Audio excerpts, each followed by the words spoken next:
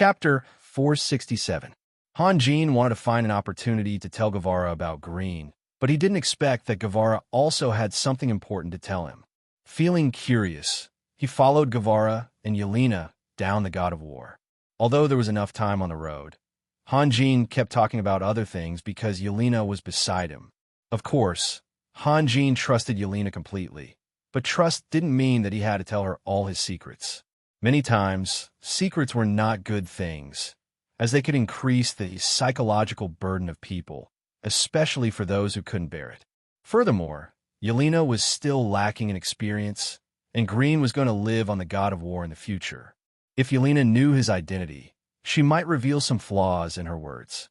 In this world, there were not many sorcerers who could be admired by Yelena. Solomon was one of them, and Green was another. How could a little girl remain calm in front of her idol? Hanjin hoped that Green would become an invisible person. The so-called invisible meant that everyone could see this old man, but no one paid attention to his existence, just like a drop of water in the ocean. Yelena's attitude was like a wind vane. If someone was respected by her, who could ignore him? On the way, Hanjin briefly explained the process of his alliance with Chaesam. After the introduction, they arrived at the destination. After getting off the car, he saw a huge house in front of him. He couldn't help but be surprised. Why are we here? Hanjin recognized this house. It was originally the headquarters of Morgan and Company, which was also Chi Li's home. Later, it was invaded by Dismark. When he occupied the Holy Crown City, he immediately cleared out this house. This was Chi Li's property, and he wouldn't allow anyone to touch it. In fact, Dismark, who hadn't found the secret treasure, had sold the house to two nobles. Hanjin didn't care about that, nor would he compensate for Dismark. He directly drove them out. Hanjin had always got along well with the nobles in the Holy Crown City, and he rarely had direct conflicts with the local nobles. However, this was just a small wave that disappeared in the blink of an eye. Most of the nobles still supported Hanjin. The reason for the smooth transition of power in the Holy Crown City was that Hanjin respected the vested interests of the local nobles. He only wanted Dismark's part, and the nobles weren't fools. As the saying goes, if you respect me, I'll respect you 10 times over.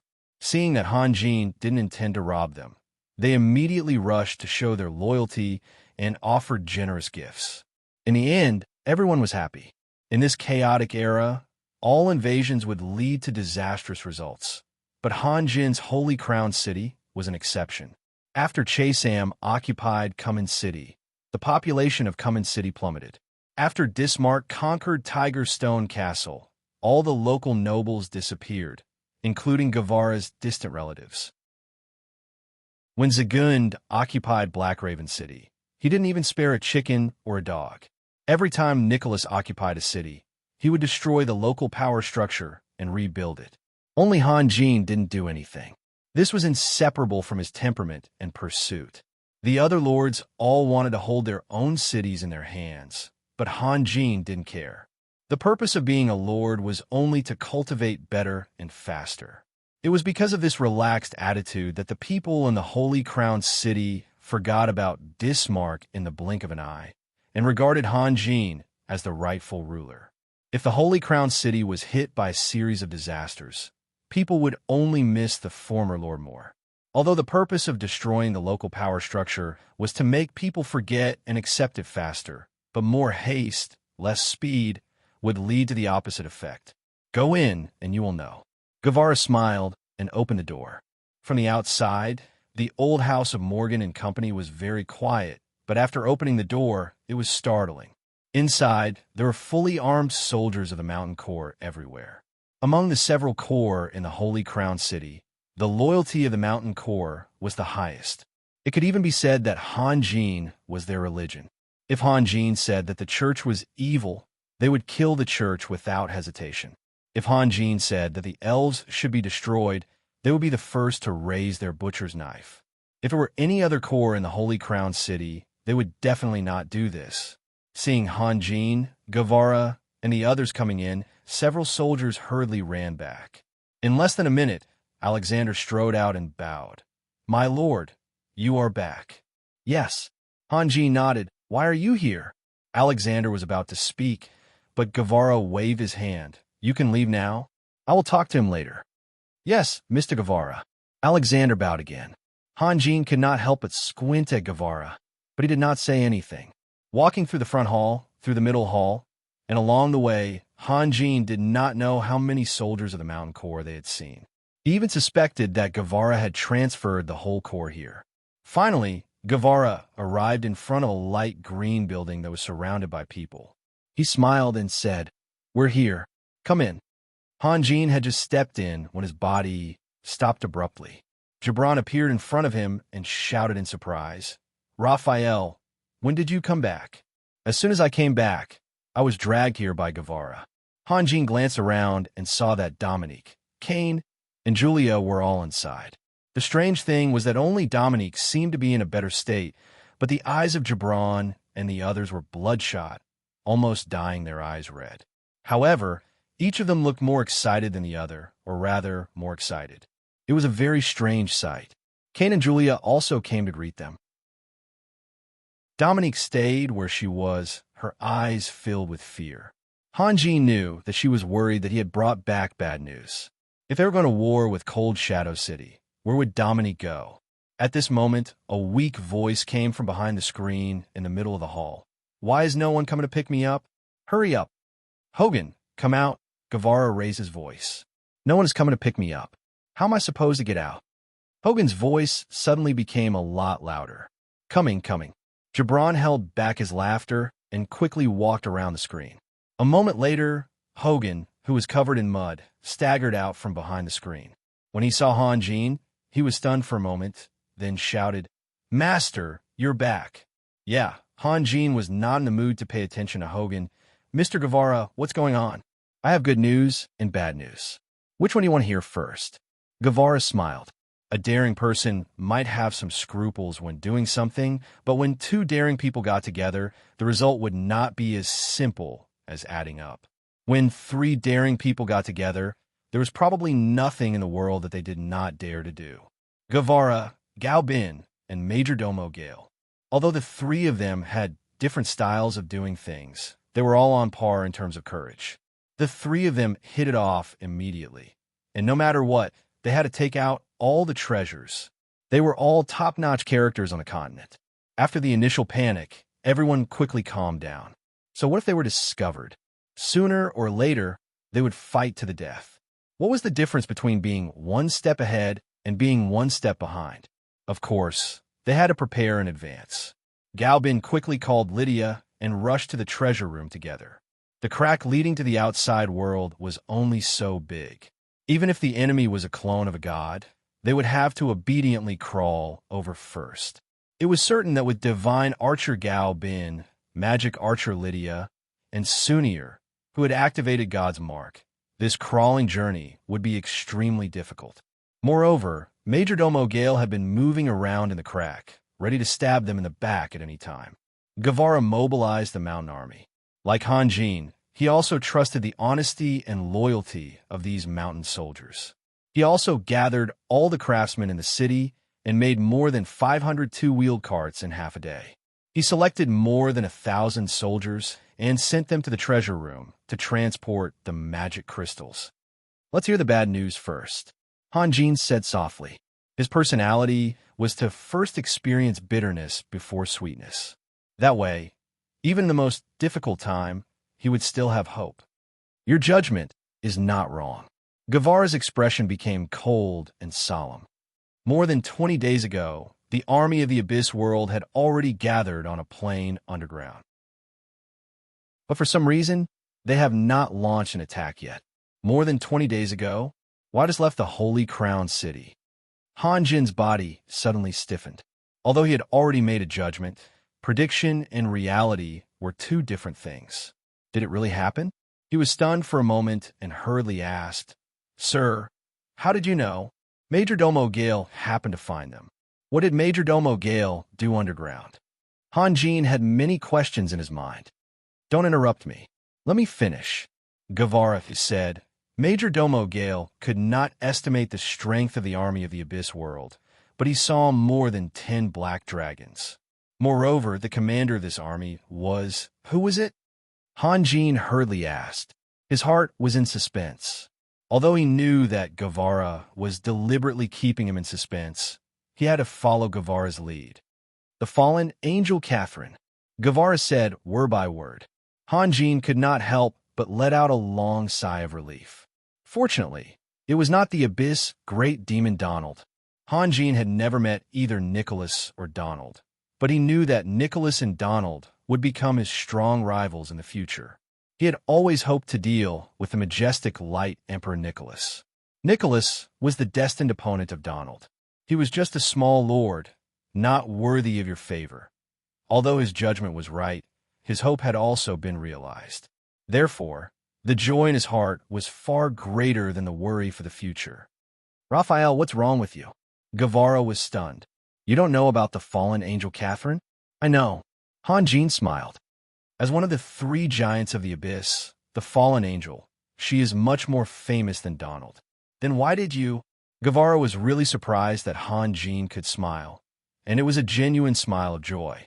Han Jin wanted to explain, but when he saw Yelena, Gibran, and the others beside him, he had to remain silent. When he killed the 7 brothers of Whip, he already knew that Donald had the inheritance of the god of death.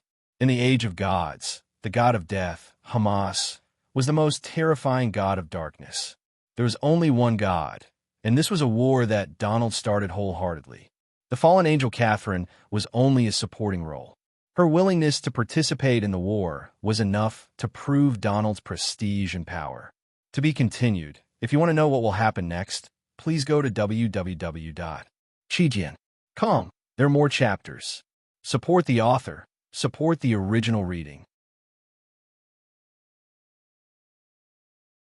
Chapter 468. Going around the screen, Han Jin saw a hole in the floor in the corner that could only fit one person. There were a few medium-sized metal boxes on the side, and, judging from their size, they were just big enough to fit through the hole. Guevara went in first and stepped on an extremely narrow ladder to reach the bottom. There was a magic lamp on the wall. Although the light was not very bright, it was enough to illuminate the entire basement. Han Jin was surprised to see a large pile of magic crystals on the ground. He quickly walked over and casually picked up 2 magic crystals. They were both magic crystals of the earth element, sparkling and full. At first glance, he could tell that they were top-grade magic crystals. Even the lowest quality magic crystal was at least 9th grade. Magic crystals of 8th and 9th grade were still considered to be in circulation, but magic crystals of 10th grade were considered to be the private collection of powerful people with power and status. Normally, they would not be circulated in the market. The total value of so many magic crystals of 10th grade was difficult to estimate. It could even be compared to what he had gained from wiping out the orcs. Where did you find so many magic crystals? Han Jin asked blankly. This is the good news I wanted to tell you. Guevara smiled.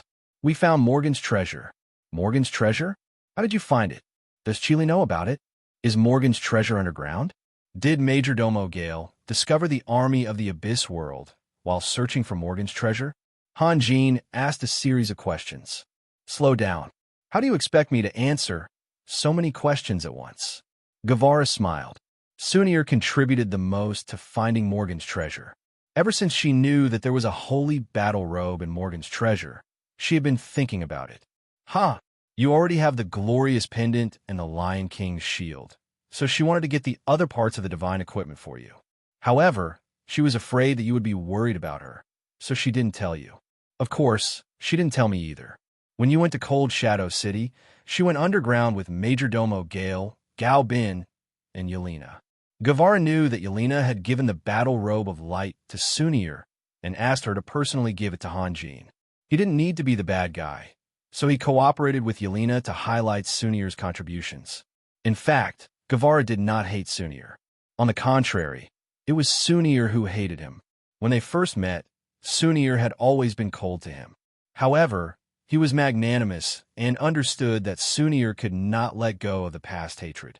Most of the time, he used silence to respond to Sunir's attacks. At that time, he did not make a fuss about it, and now, he would not make a fuss about it. To him, This was a good thing to push the boat along with the current. Soonier, Han Jin let out a long sigh. Does Chile know? I've already talked to her, Guevara replied. This is Morgan and Company's property. We can't touch it. Han Jin slowly put down the magic crystals. Hogan, calculate the numbers. You must give all the magic crystals to Chile. Do you understand what I mean? Hogan was shocked, but everyone didn't seem to have decided on this. However, he didn't dare to reject Han Jin's words, so he just nodded randomly. Guevara's eyes were filled with admiration. The more time he spent with Han Jin, the more he liked this young man. Han Jin was also greedy, but he kept his limits. At least, he would not steal his friend's things. This kind of character and persistence was very rare in all rulers who held the power of life and death. Guevara asked himself, if it were him, he might not have been able to do what Han Jin did. Raphael, what you see is only a small part of it, a very small part, Guevara said with a smile. Guevara smiled. Moreover, this doesn't belong to the Morgan Commercial Corporation. Do you really think a commercial corp can accumulate so much wealth that can rival a country? Mr. Guevara, what do you mean? Han Jin's face became serious. After listening to Guevara's words, his first reaction was that Guevara had realized the value of this batch of magic crystals and wanted to take it by force. He had already talked to Chile. To put it bluntly, he was using threats and promises. Chile and Han Jin were both orphans. The only people they could rely on were their friends. If Guevara personally came forward, Chile could only bow her head. Although she knew that Guevara was doing this for him, Han Jin would never allow such a thing to happen. Today, they could bully one of their own for the sake of magic crystals. Tomorrow, they could start fighting each other for something else. Actually, the existence of this treasure is much older than Morgan and Company. Guevara explained softly. We guess that it might have been left behind by the Abyssal race at the end of the First World War. At that time, there was a rebellion in the Abyssal world. Those who knew about this treasure should have died one after another. It has become an ownerless treasure. However, Morgan and Company was the first to discover it. No. Han Jin shook his head decisively. Mr. Guevara, we can't do this. Are you suspecting that I threatened Miss Chile? Guevara smiled bitterly. How about this? You go and talk to Chile yourself. Although Guevara's tone sounded very aggrieved, his heart was very calm. He was also touched once again. He had a guess that he couldn't tell anyone. When Han Jin showed off his abilities in isolated Cliff City, he clearly showed the potential of being the Star of Hope. Why did the elves give up on Han Jin and turn against him? Guevara believed that whether the elves could accept Han Jin or not, his existence would be a huge obstacle. Perhaps the elves had already sent people to contact Han Jin, but they were rejected by Han Jin. Perhaps, because of Guevara, the elves didn't even want to talk and directly started a war. No matter what, he was partly responsible for the hostility between Han Jin and the elves. If Han Jin didn't talk about it, he couldn't verify his guess. However, he knew that just like how Han Jin defended Chile, Han Jin would also defend him in the past, present, and future. We'll talk about it later. Han Jin paused and said sternly, Hogan, do you remember what I said? I remember. Hogan hurriedly replied and then glanced at Yelena. He felt very aggrieved. If he knew that this all belonged to Chile, he wouldn't have worked so hard for nothing. Madam, please say something. Guevara felt helpless. He understood that Han Jin's scolding of Hogan was meant for him to hear, because his actions had already made Han Jin somewhat dissatisfied. Han Jin's expression softened a little. Then he looked at Yelena and said, Oh, right. Yelena, help me make a trip. What do you want me to do? Yelena asked in a low voice. Although her heart was full of reluctance, Yelena had the cunning of a little woman. Now that Han Jin was unhappy, she wouldn't go against him. She would let others be the bad guy. She would always be the most gentle and lovely little wife. Go to the Vatican and find Jedis. Tell them to wait for me on the God of War. Okay, Yelena replied, and then turned around and walked towards the wooden ladder. Han Jin winked at Gibran. Gibran understood that Han Jin had something to discuss with Guevara, so he pulled Kane and Julia out. Only Hogan didn't notice Han Jin's signal. He was still staring at the pile of magic crystals in a daze. He was excited for nothing and worked hard for nothing. Hogan? Yes, master. Hogan trembled and immediately turned his head. You go out first. Oh. Hogan followed Julia and walked up the wooden ladder. Adolf came back a long time ago, but you were missing for so many days. Under such circumstances, you have no reason to ignore the Holy Crown City. Guevara smiled and said, Tell me, what did you do? I brought someone back. Han Jin smiled, although he was a little unhappy just now. In his mind, Guevara was always the old man he trusted the most. He couldn't hide this matter from Guevara. Someone? Who? You should know Green Zong. Who did you say it was? Guevara's face became stiff. Grand Magus, Grand Alchemist, Green Zong. Han Jin added, Wasn't he executed by the Dragon Realm? Guevara asked blankly. You went to the Dragon Realm? Yes, Shazos invited me to the Dragon Realm as a guest. Han Jin replied. The Dragon Realm didn't execute Green Zong. They just sealed his magic power and made him their servant. I can see how much they hate this human and have been trying to humiliate him. Is it really Green Zong? Guevara still couldn't believe it. When Green Zong created the miracle, he was still imprisoned by Zagund. However, when he chatted with Jeds, he had heard this name many times and knew the power of the Demon Annihilation crossbow. Zunglin and Jeddis were originally the right-hand men of the Grand Light Emperor Nicholas. Of course, there was a huge difference between an assistant and a subservient slave. Moreover, those who had reached such heights were all extraordinary characters. They had enough pride, so they would never become someone's slave. Talent and servility were eternal opposites. Many rulers tried to find an assistant who had both, but in reality, it was close to impossible. A person with a strong servility would definitely have limited talent, and a person with overflowing talent would often not be willing to bow and bend their knees. In any case, Green Zong and Jeds had contributed to the stability and development of the Nicholas group. Unfortunately, they were abandoned by Nicholas in the end. One was sold to the Dragon Realm, and the other was killed by Nicholas himself. If Han Jin's personality was similar to Nicholas, he would definitely try to subdue Jeds. However, Han Jin couldn't do that. For him, being friends with Jeds was enough. He despised the Holy See and valued his friendship with Pope Jeds. These contradictions should have been tit for tat, but in Han Jin, they seemed very harmonious. Perhaps this was his personal style. Of course. Why would I lie to you about this? Han Jin laughed.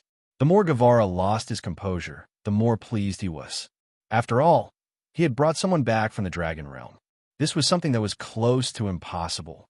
Good. That's great. Guevara finally came back to his senses.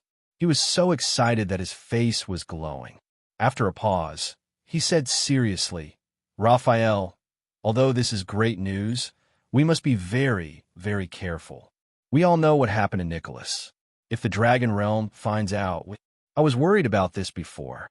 Han Jin laughed and said, but now, even if the Dragon Realm finds out, they can't even take care of themselves. You mean the Second World War is about to break out? That's right. Black Dragon King Fan Lunding is still alive, but Golden Dragon King Mi Lu died in the war between Dragon City and Dragon Realm. What are they going to rely on to fight against the Black Dragons?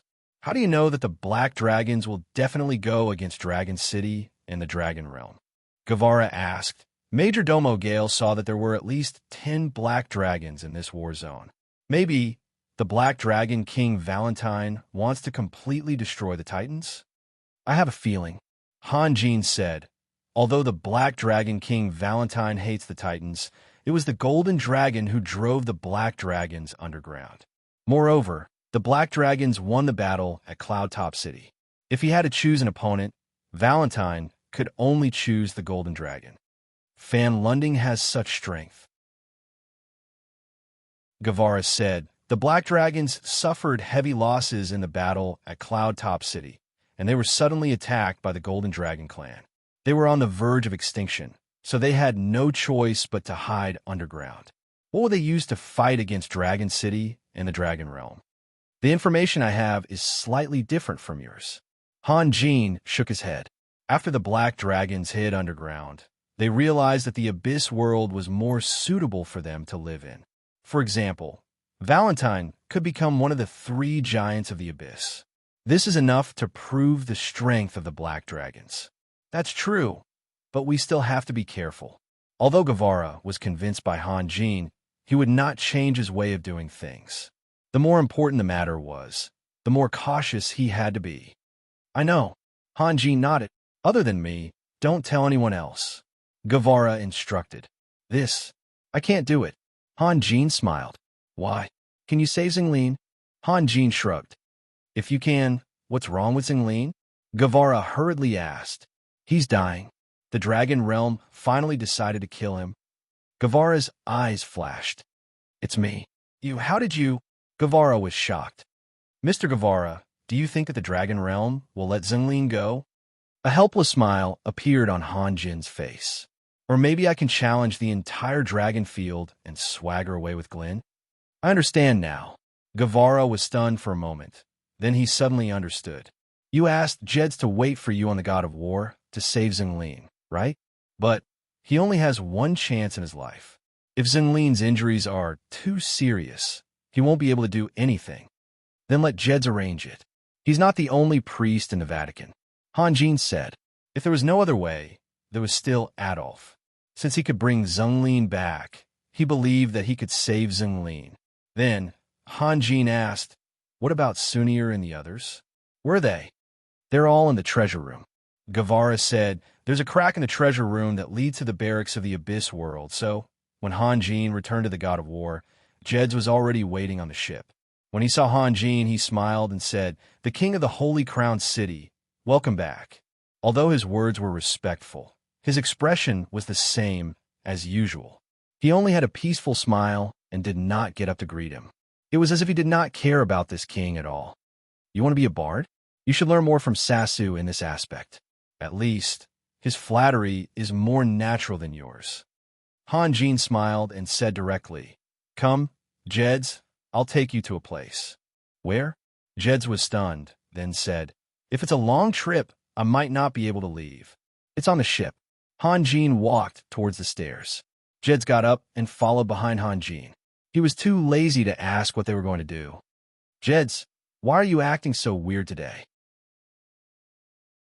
Han Jin said as they walked. You mean the praise just now? Am I such a failure? Jed smiled and said, but that's what I really mean. What do you mean? Han Jin asked, puzzled. Adolf has become a completely different person. Jeds was silent for a moment, then sighed and said, Raphael, tell me, how did you do it? Han Jin smiled but did not answer. He immediately changed the topic. Is your relationship with Adolf better now? Do you want to hear the truth or a lie?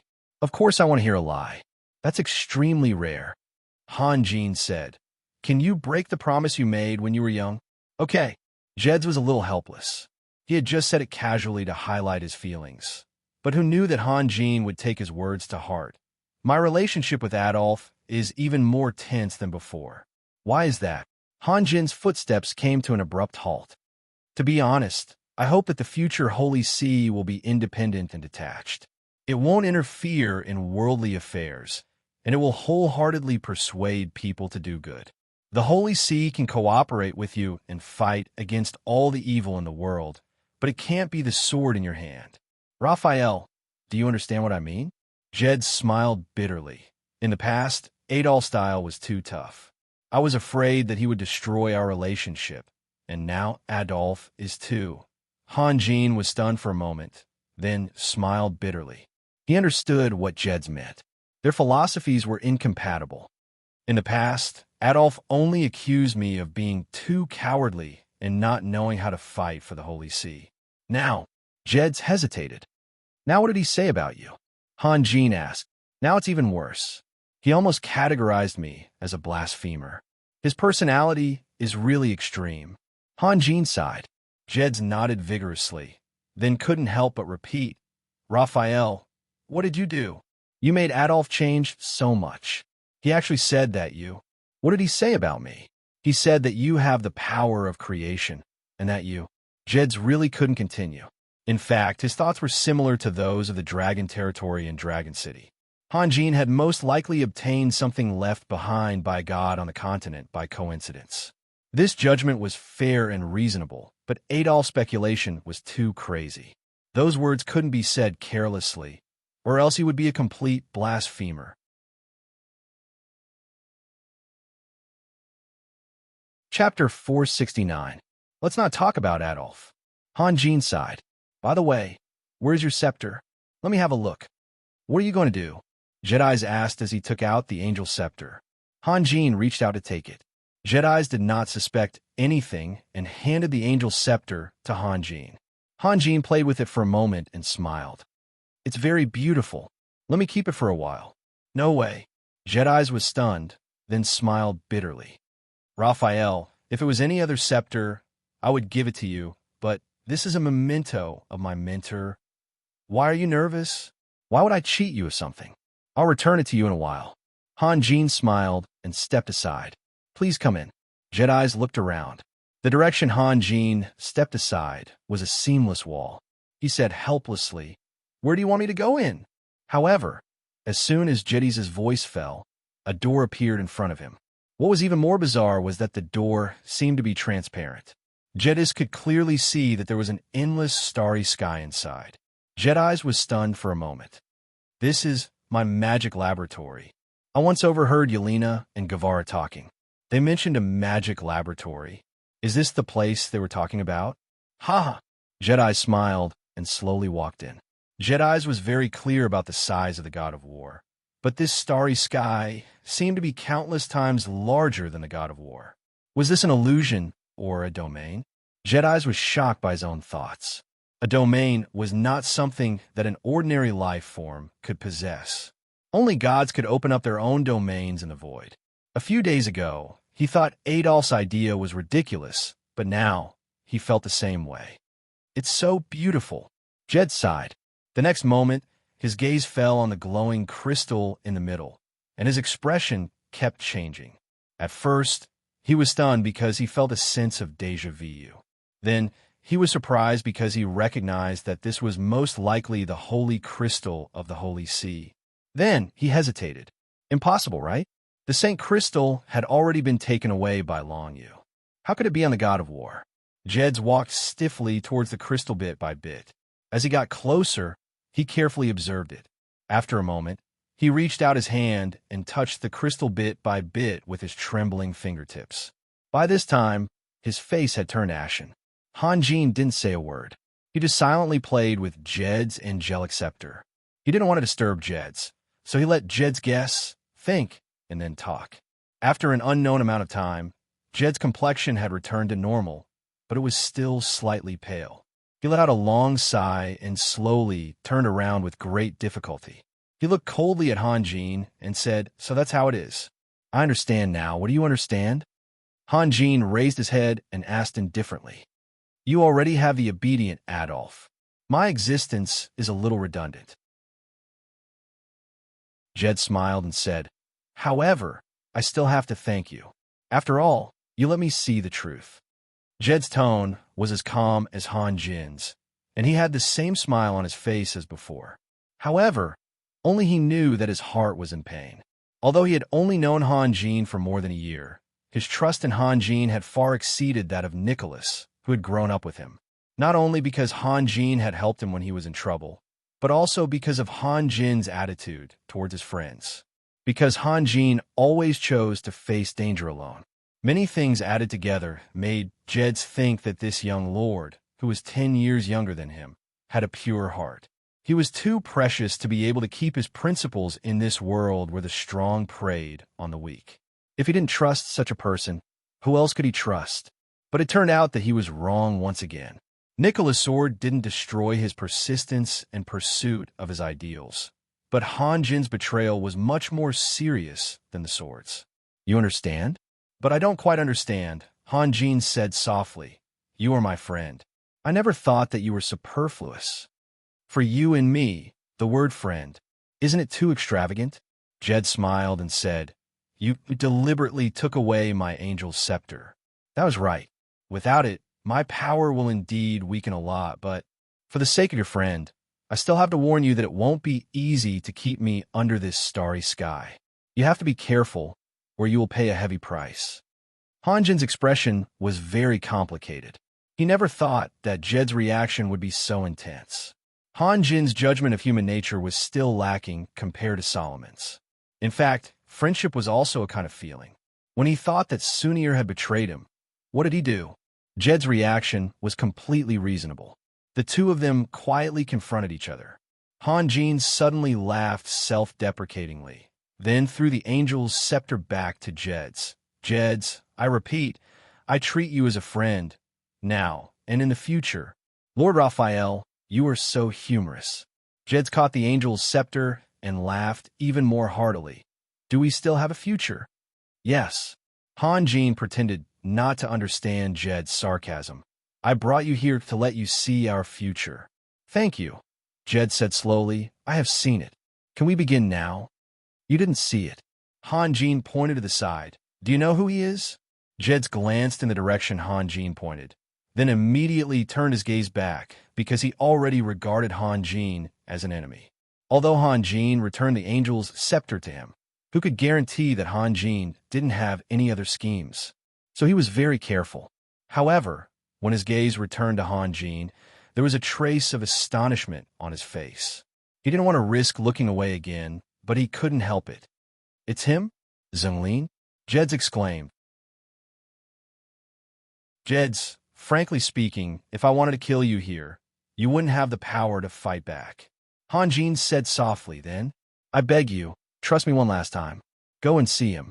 Calm down, and then I'll give you an explanation. The angel's scepter in Jed's hand slowly fell down. Although Hanjin's words had hurt his self-esteem, he also knew that Hanjin wasn't lying.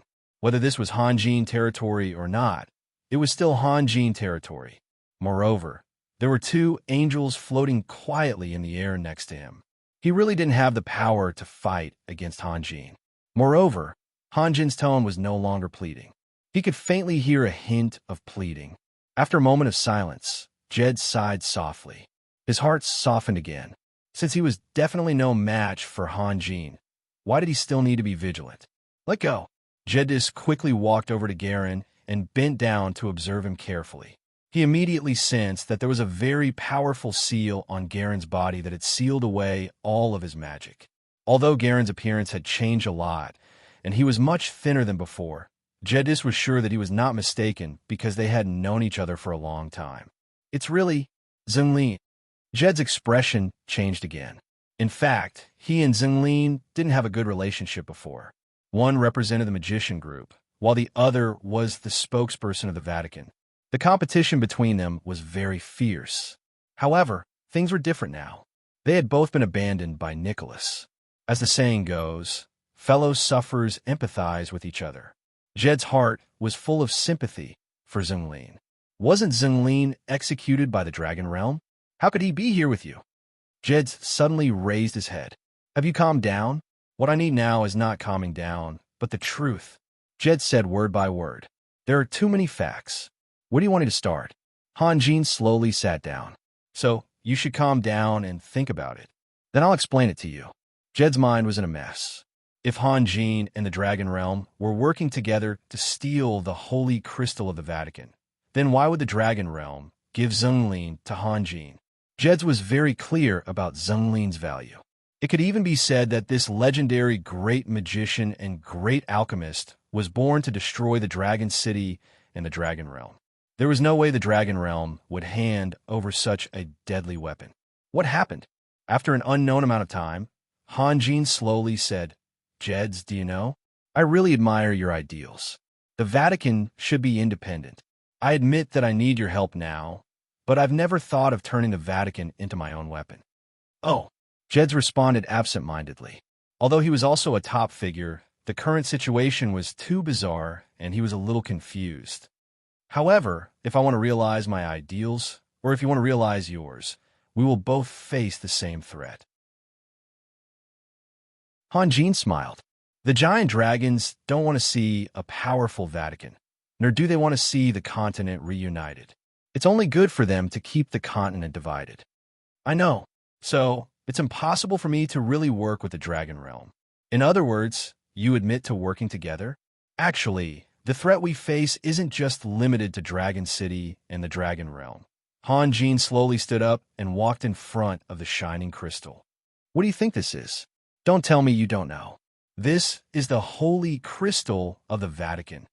Holy Crystal is just its name. Han Jin smiled. I'm asking, do you know what this is? Of course I know, Jed said slowly. The Holy Crystal is a miracle left behind by the God of Light on the continent. In the age of gods, the God of Light saw what happened to his believers, so you shed tears, and then turned into Holy Crystal? Jeds, don't try to brush me off with something from the legends. Han Jin laughed. Even if what you said is true, then I'm curious. Could it be that the God of Light is similar to Garrett and only has one eye? Otherwise, why would there only be one large holy crystal? Raphael, you are blaspheming the gods. Jeds, I'll ask you again. Do you know what this is? Han Jin said.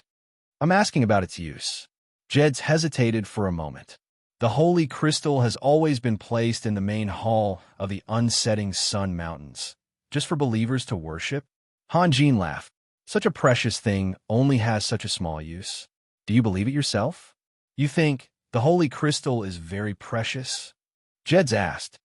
You are a believer. Do you think the holy crystal is not precious? Han Jin's smile was a little strange. That's not what I meant. Jeds also knew that he had misspoken. The holy crystal had always been a symbol of the glory of the God of Light, but Han Jin's words clearly implied that the holy crystal had a very rare ability. He was asking about the function of the holy crystal, but Han Jin deliberately pretended to be confused, so he could only ask himself. Raphael, tell me, what is the use of the holy crystal? Let me give you an example. Han Jin looked around. If there were no holy crystal, this magic laboratory of mine would not have been built at all. Do you know the function of this magic laboratory?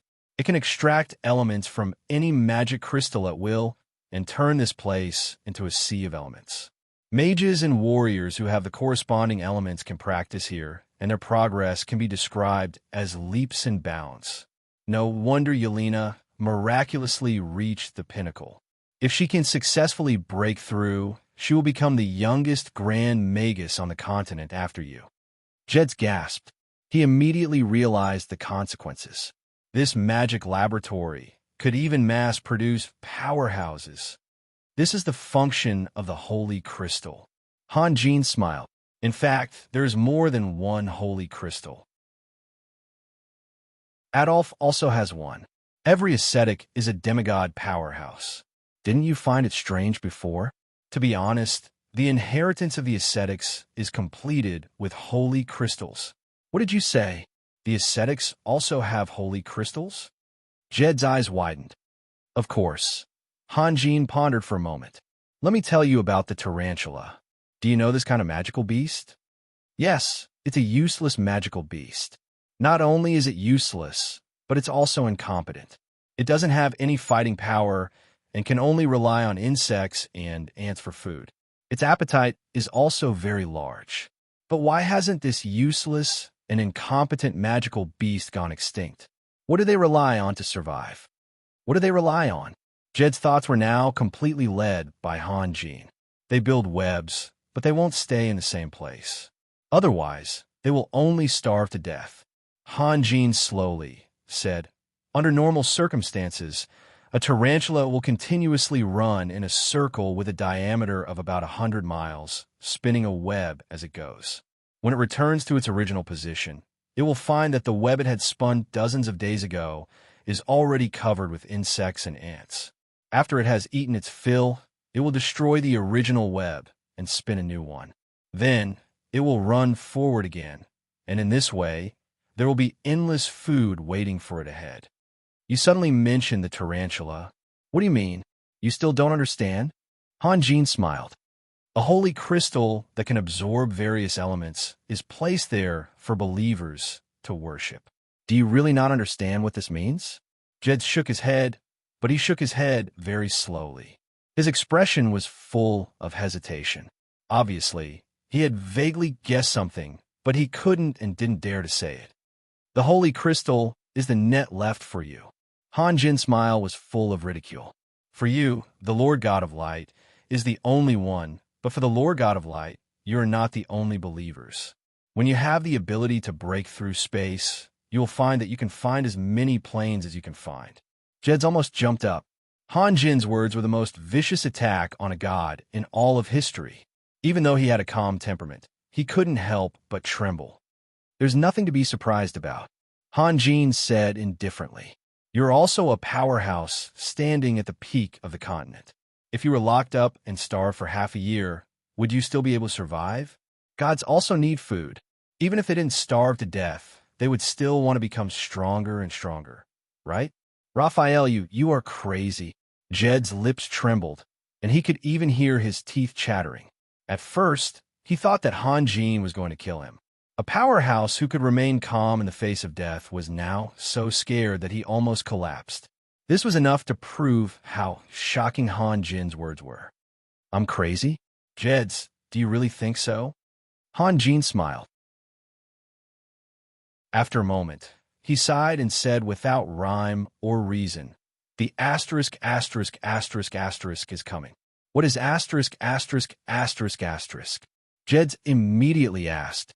Although he accused Han Jin of being crazy, deep in his heart, there was still a thirst for the truth. A harvest season. Han Jin smiled. To put it bluntly, the demonic wolf spiders are coming back.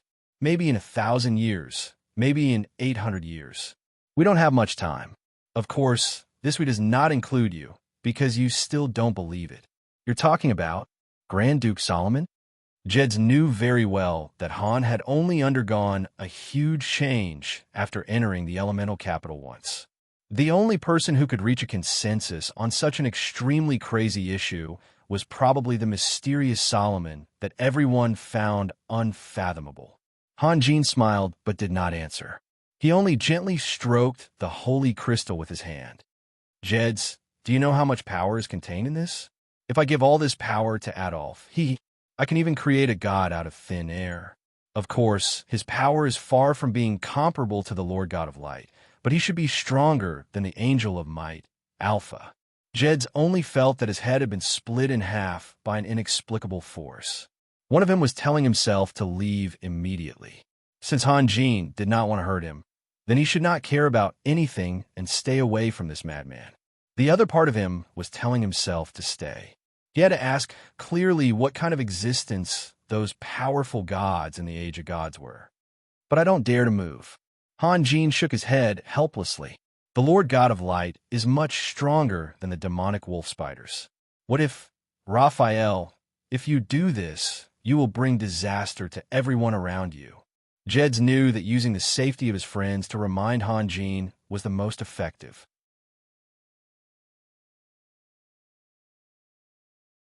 Chapter 470. Do you think I need you to remind me of this kind of thing? Han Jin smiled. I know better than you what kind of danger we might face. I've already thought of a way out. If it's really as you say, and the gods will return to this continent, where can you go? Jed sneered. He wasn't sneering maliciously. He had learned too many secrets today and understood that Han Jin didn't want to hurt him. So he hoped that he could make Han Jin forget about these crazy ideas. Or he could think about it, but he couldn't do anything about it. Han Jin quietly looked at the bright stars and didn't answer Jed's question. Jed's, on the other hand, couldn't laugh anymore. Could it be that this is really Han Jin's domain? Has he already mastered the secrets of the domain? Do you believe me or not? Han Jin suddenly asked. Or are you desperately warning yourself to never believe me?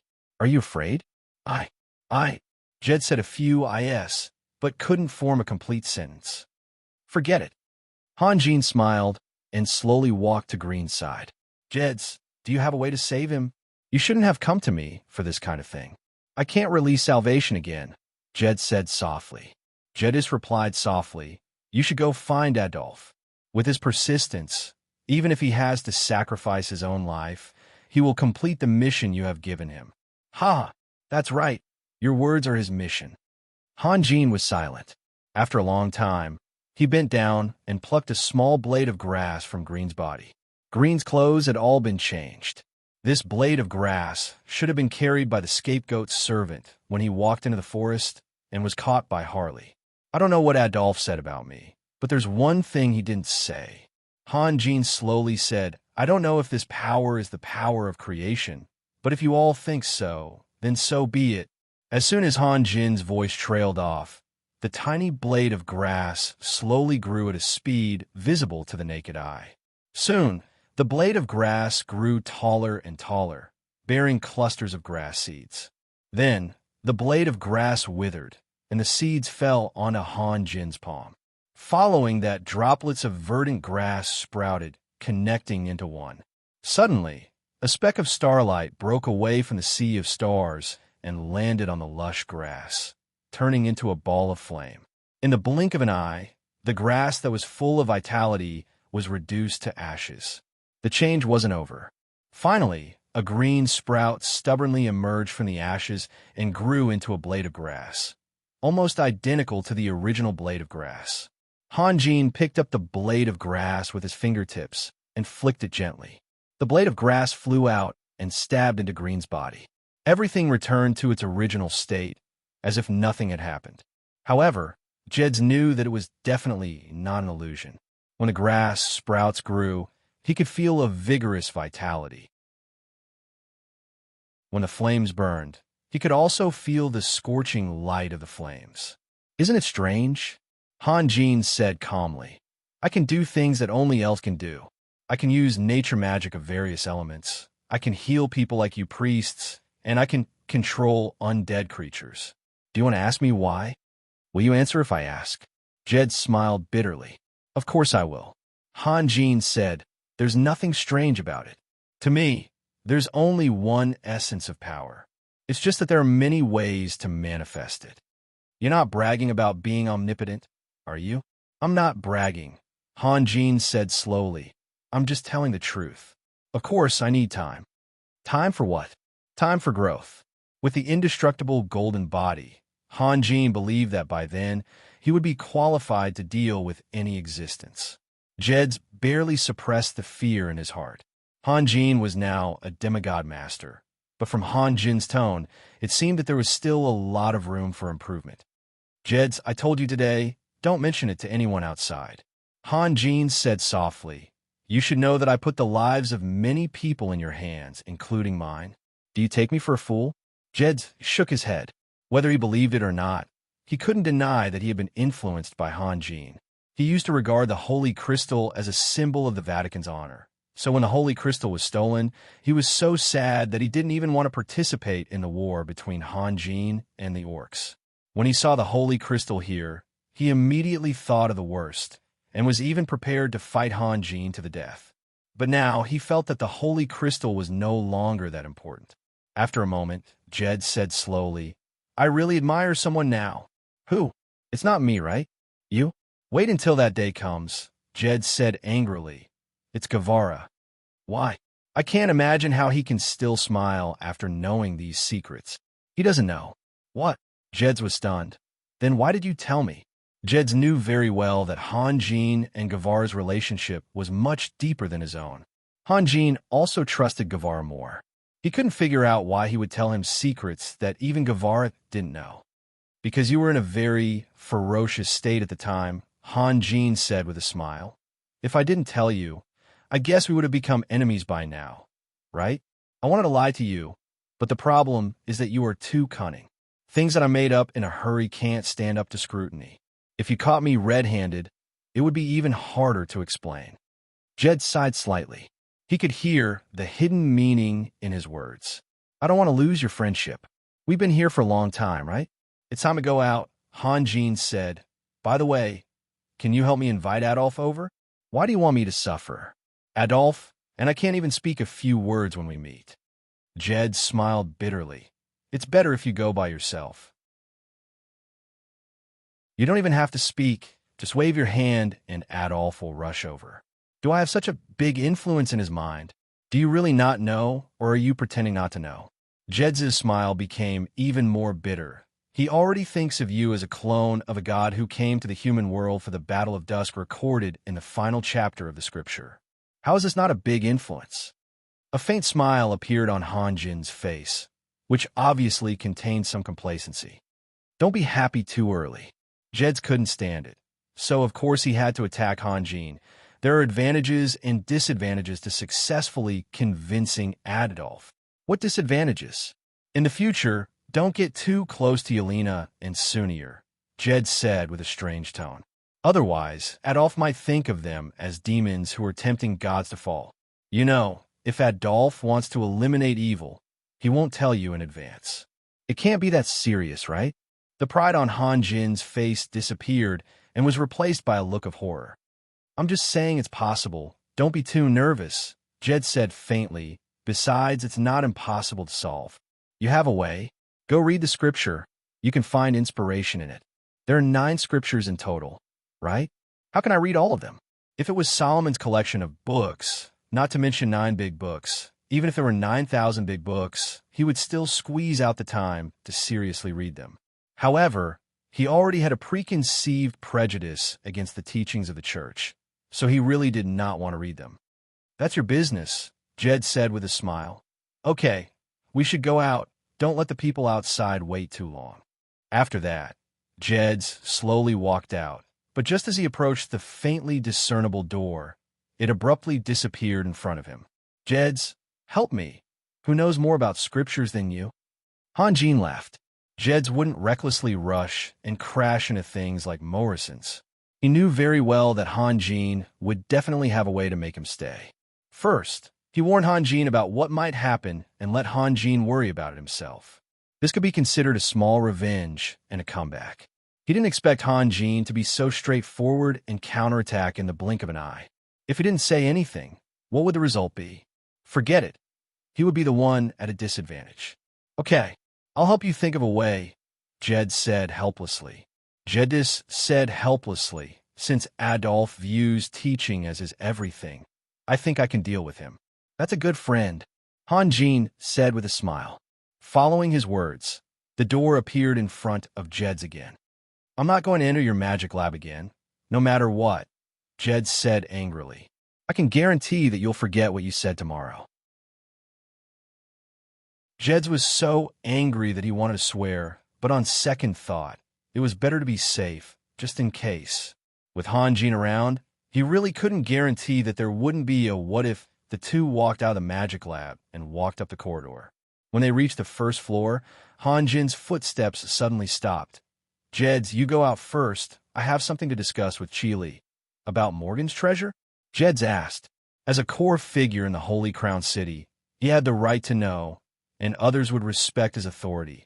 So when Sunir and the others rushed back to the Holy Crown City, he was immediately informed.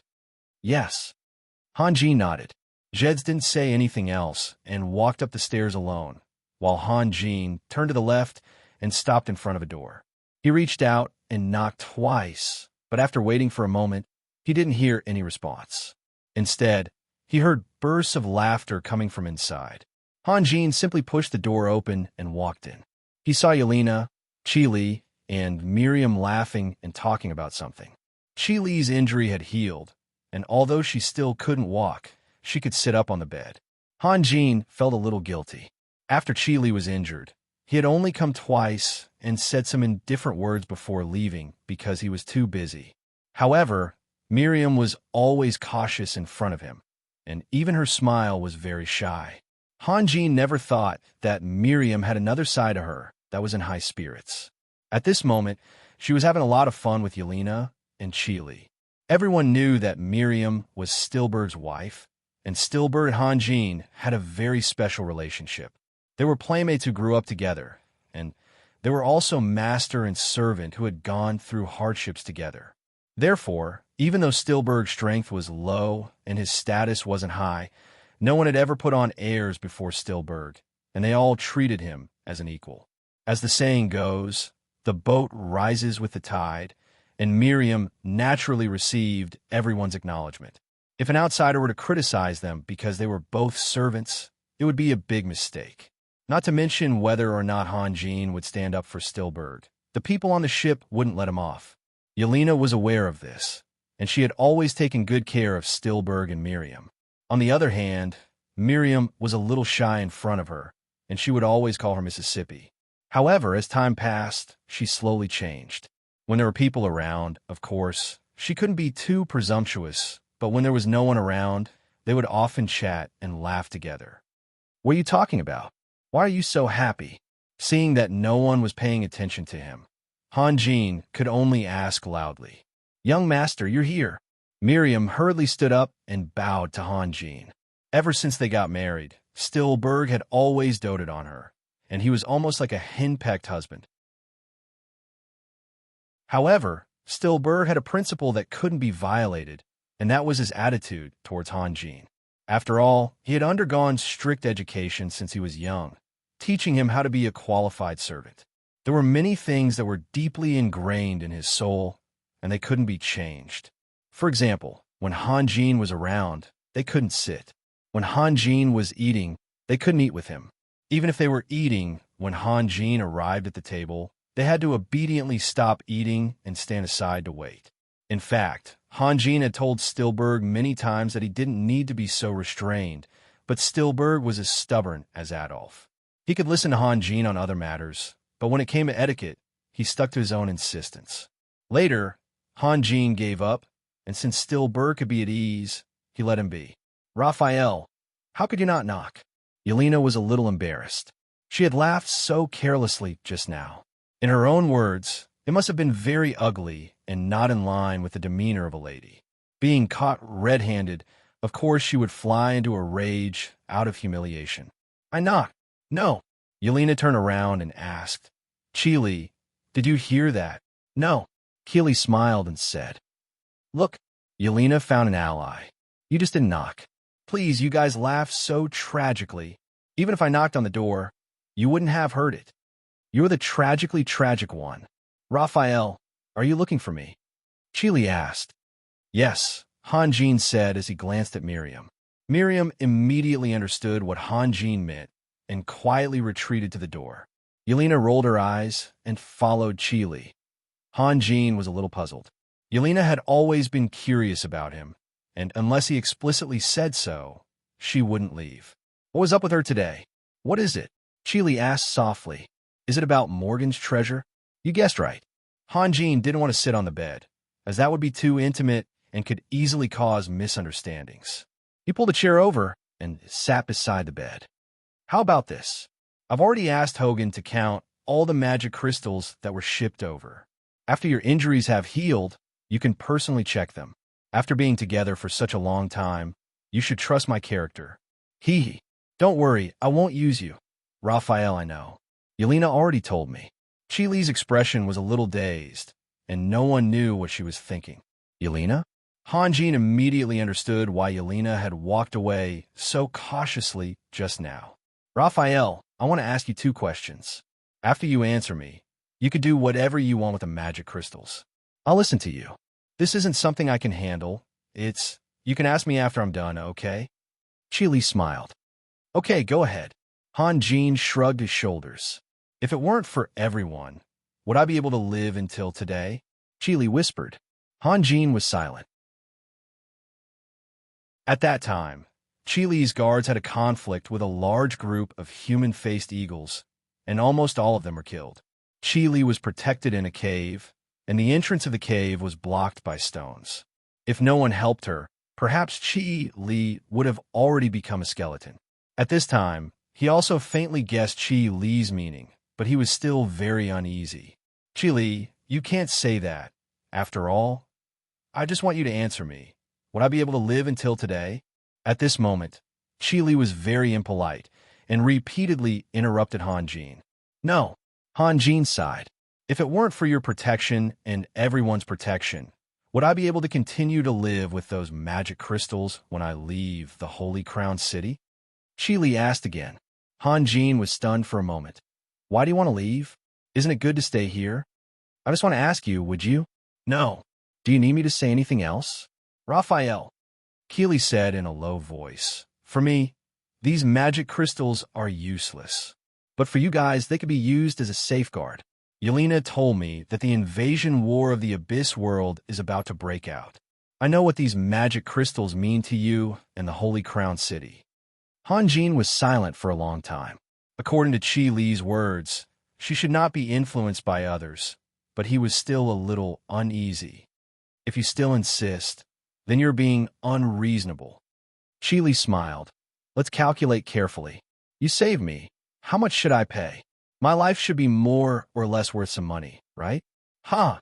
Han Jin was still silent. Unreasonable? He was just respecting Qi Li. Was he being unreasonable? Raphael, to tell you the truth, as long as you and the Holy Crown City are here, it is a great happiness for me.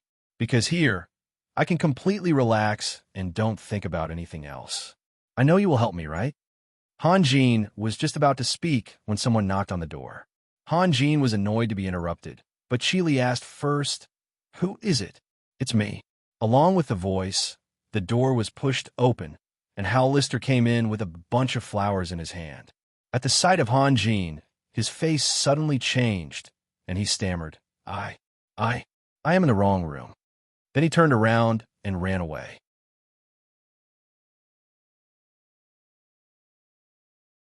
Chapter 471. A loud noise reverberated across the plains near Black Raven City.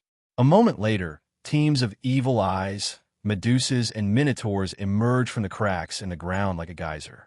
This army was not only large in number, but also extremely complex in composition, covering almost all of the abyssal races. Under normal circumstances, the armies of the abyssal races were mostly composed of three major races. The fierce Minotaurs were responsible for attacking, the Evil Eyes were responsible for launching long-range attacks, and the Medusas were the most special race. They had both long-range attacks and close combat abilities. During the defensive phase, they could assist the Evil Eyes to kill a large number of enemies from afar. During the offensive phase, they could follow behind the Minotaurs and cooperate with them in close combat. If it was a large army, there would definitely be a group of 10th grade magical beasts, manticores. Their flying speed was extremely fast, comparable to the elves' silver pegasi, but their combat power was much stronger than the silver pegasi. If the manticores successfully broke into the magic army, the damage they caused would be devastating. During the First World War, more than half of the magicians fell under the manticore's sharp fangs. Tens of thousands of vampires appeared at the southern end of the plains. Perhaps it was to show their independence, or perhaps there was some internal dispute. The vampires lined up outside the army of the abyssal races, about 10 miles away. In front of the vampires' phalanx stood 4 elders with different appearances.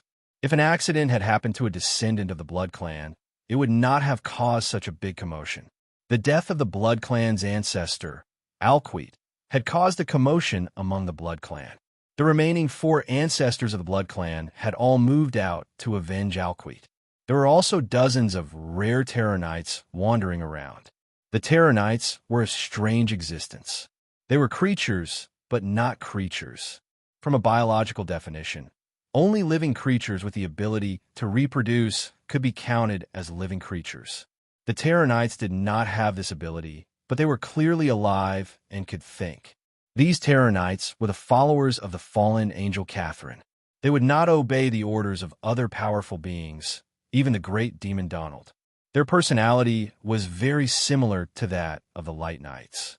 They would not submit to any powerful human beings, but they were willing to kiss the toes of God statues. Farmer farming on the plains saw the army of the abyssal races pouring out of the ground like a tide. He was scared out of his wits and fled in all directions. Perhaps because of its name, Black Raven City was an unfortunate city. First, the elves, then the orcs.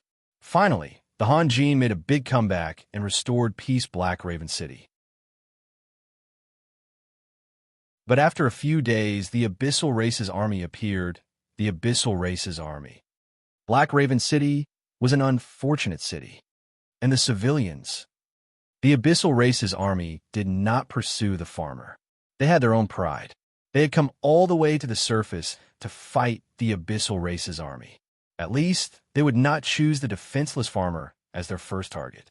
From dawn to dusk, the huge Abyssal Race's army occupied almost half of the plains. Their square formations were connected, and there was no end in sight. All the soldiers were ready to go. Unfortunately, they did not receive any orders from their commander. To be precise, the fallen angel Catherine was not suitable to be a commander because she lived too casually. She had betrayed God and lost her beloved husband and child. She had no more worries. This was an absolute freedom. Or rather, she did not know why she was alive.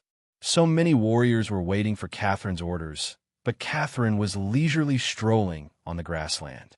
Her black wings of light had already been folded behind her back, like a noble and solemn cloak. Her battle skirt was very elegant, short in the front and long in the back. The front only covered her knees, but the back reached her ankles. Her jade-like calves and bare feet were incomparably white. No matter whether she stepped into the grass or on the soil, they were exceptionally distinct. Her sparkling black eyes were filled with intoxication. The blue sky, the fresh air, and the fragrant earth. So beautiful, the abyssal race's soldiers were still waiting quietly. Even the distant ancestors of the vampires were silent. In fact, they had been standing there for a long time. No matter what they were thinking, whether they were anxious or angry, they had to keep a calm face. No one dared to disturb Catherine. This was the difference between the first sequence and the second sequence. The Holy Crown City was divided into sequences. Guevara, Jedis, Majordomo Gale, Galbin, and so on were of course the first sequence. Gibran and the others belonged to the second sequence. Although they usually had a good relationship with each other and did not show any disrespect to each other. If there was a real conflict, the second sequence people might not be able to defeat a first sequence person even if they joined forces. After a long time, Catherine's eyes finally moved away from the setting sun reluctantly. Then she thought of something and waved her hand. A towering general strode to Catherine and knelt on one knee. "My lady." There was a trace of confusion in Catherine's expression. After hesitating for a moment, she asked in a clear voice like an aureole, "Roy, which direction is the Freedom Federation?" If it was someone else who asked Roy, who was known for his tyrannical nature, would definitely slap that person in the face. Even if it was his own superior, he would not hesitate to do so.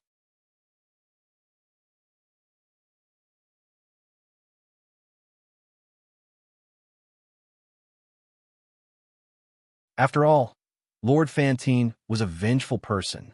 The Blood Clan's ancestors coldly watched the black dragons fly away. After a short discussion, they turned into giant bats and led their clansmen to the north. However, their target wasn't Cold Shadow City, but the Holy Crown City. If Galbin and Guevara were here to witness everything, they would be able to determine the most fatal weakness of the Abyssal Race's army. A plate of loose sand. Yes, Donald's influence covered the entire Abyssal world, and he had the qualifications and ability to form an alliance. However, he wasn't the only ruler and couldn't control all the Abyssal armies. Under many circumstances, Donald had to compromise. Black Dragon King Fantine had to attack the Gold Dragon, and the Blood Clan had to find trouble with Hanjin. Could he force all the races to follow his orders? Impossible. Only the fallen angel Catherine was easier to talk to because she didn't care about anything. She could beat anyone up as long as it was fun and interesting. She didn't care because her life was too boring. In this world war, both worlds couldn't use their full strength. One side was disabled, and the other side was seriously ill. When the Minotaur General Roy gave the order, Adolf had already arrived on the God of War. When he saw Hanjin, his attitude was extremely respectful, which stunned Amagi and Guevara. However, to Adolf, none of this mattered. He didn't care about his status, identity, and so on. He didn't even care about his life. As long as he could follow in the footsteps of God, he would be able to obtain supreme happiness. "Sir, you asked me to come. Is there anything I can help you with?" Adolf bowed respectfully. "Yes, there is something I need your help with." Hanjin smiled. "It would be my honor." When he heard that Hanjin needed his help, Adolf's smile was especially innocent and happy. Even the wrinkles on his face eased a lot. "Come with me." Hanjin suddenly couldn't bear it and avoided Adolf's gaze.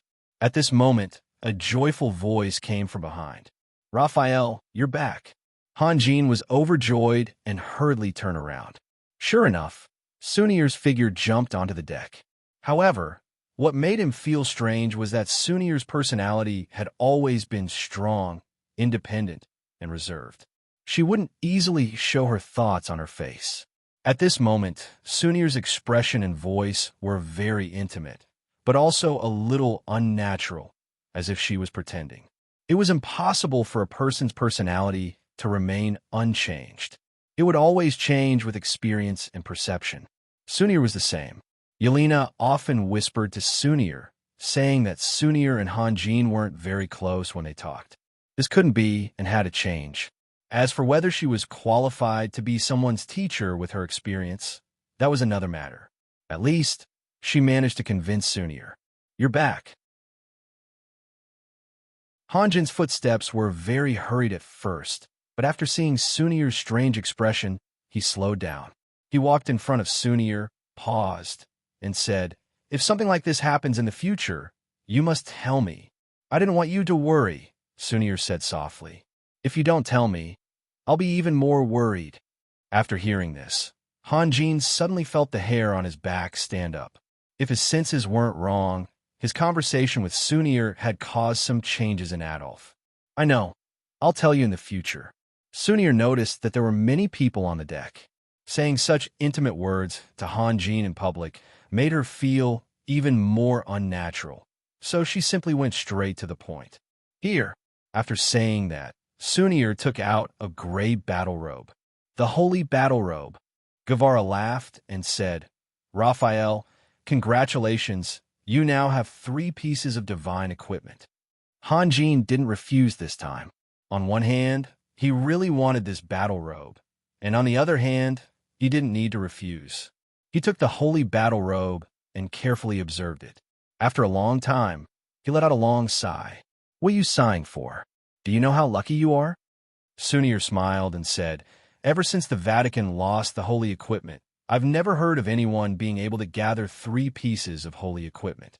Raphael, I have a feeling that one day you will make the holy equipment appear on this continent again."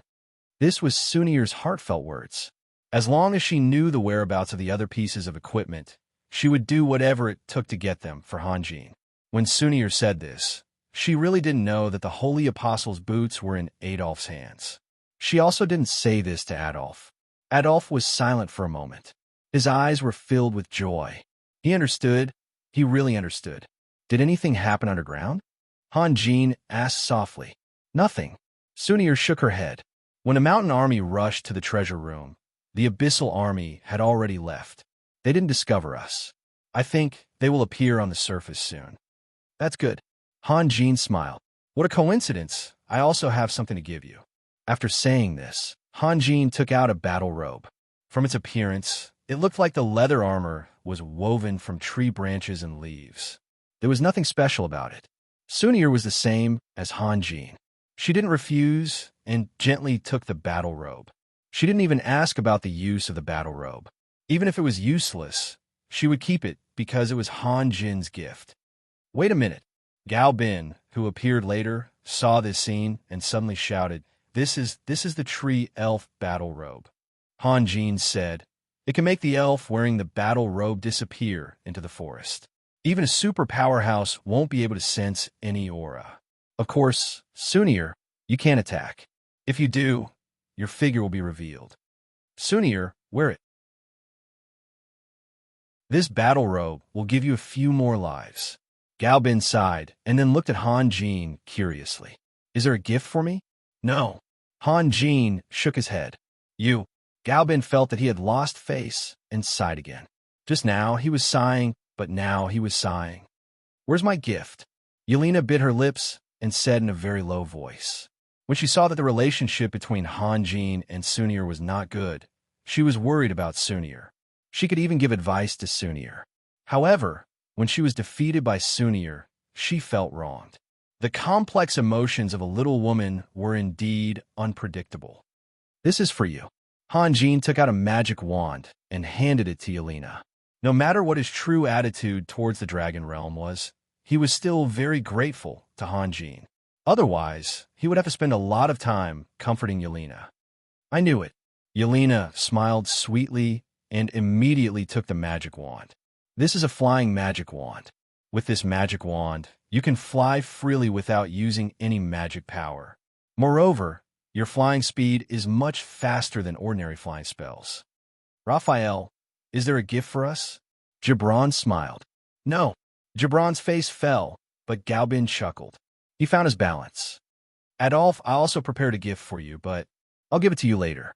No matter how Adolphe treated him, he still had to use his honorific. Adolphe was stunned. He never thought that Han Jin would care about him.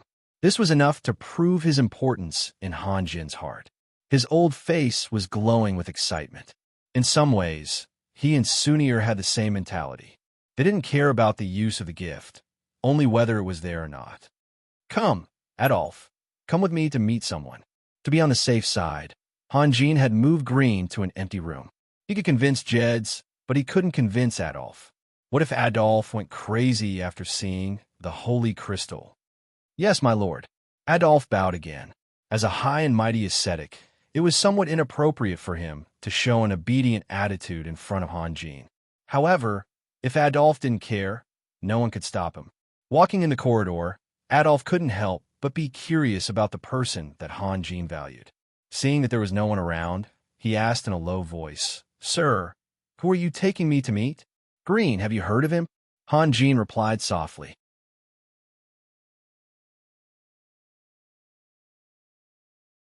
Chapter 472. Apart from Solomon, who was known as the Light of Magic, the most famous sorcerer on the Pan-continent was probably Greenza. Adolphe had heard of this name before, but his sources of information were somewhat limited. A few months ago, he had only heard of Greenza. However, after returning to the Vatican, he had read a lot of information related to Emperor Majestic Light, Nicholas. He used to think that he only had two missions. One was to guide the Holy See on the right track, and the other was to go to the Majestic Light Empire to find Nicholas for revenge. Of course, he would do his best to investigate Nicholas thoroughly. As for the relationship between Glenn and Nicholas, Adolphe had more or less understood it.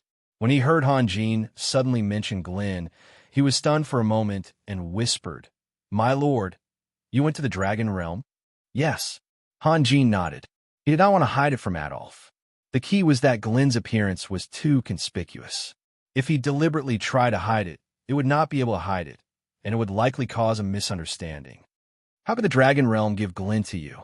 Of course not. Han Jin smiled and briefly explained the situation, then added, Only you and Jeds know about this.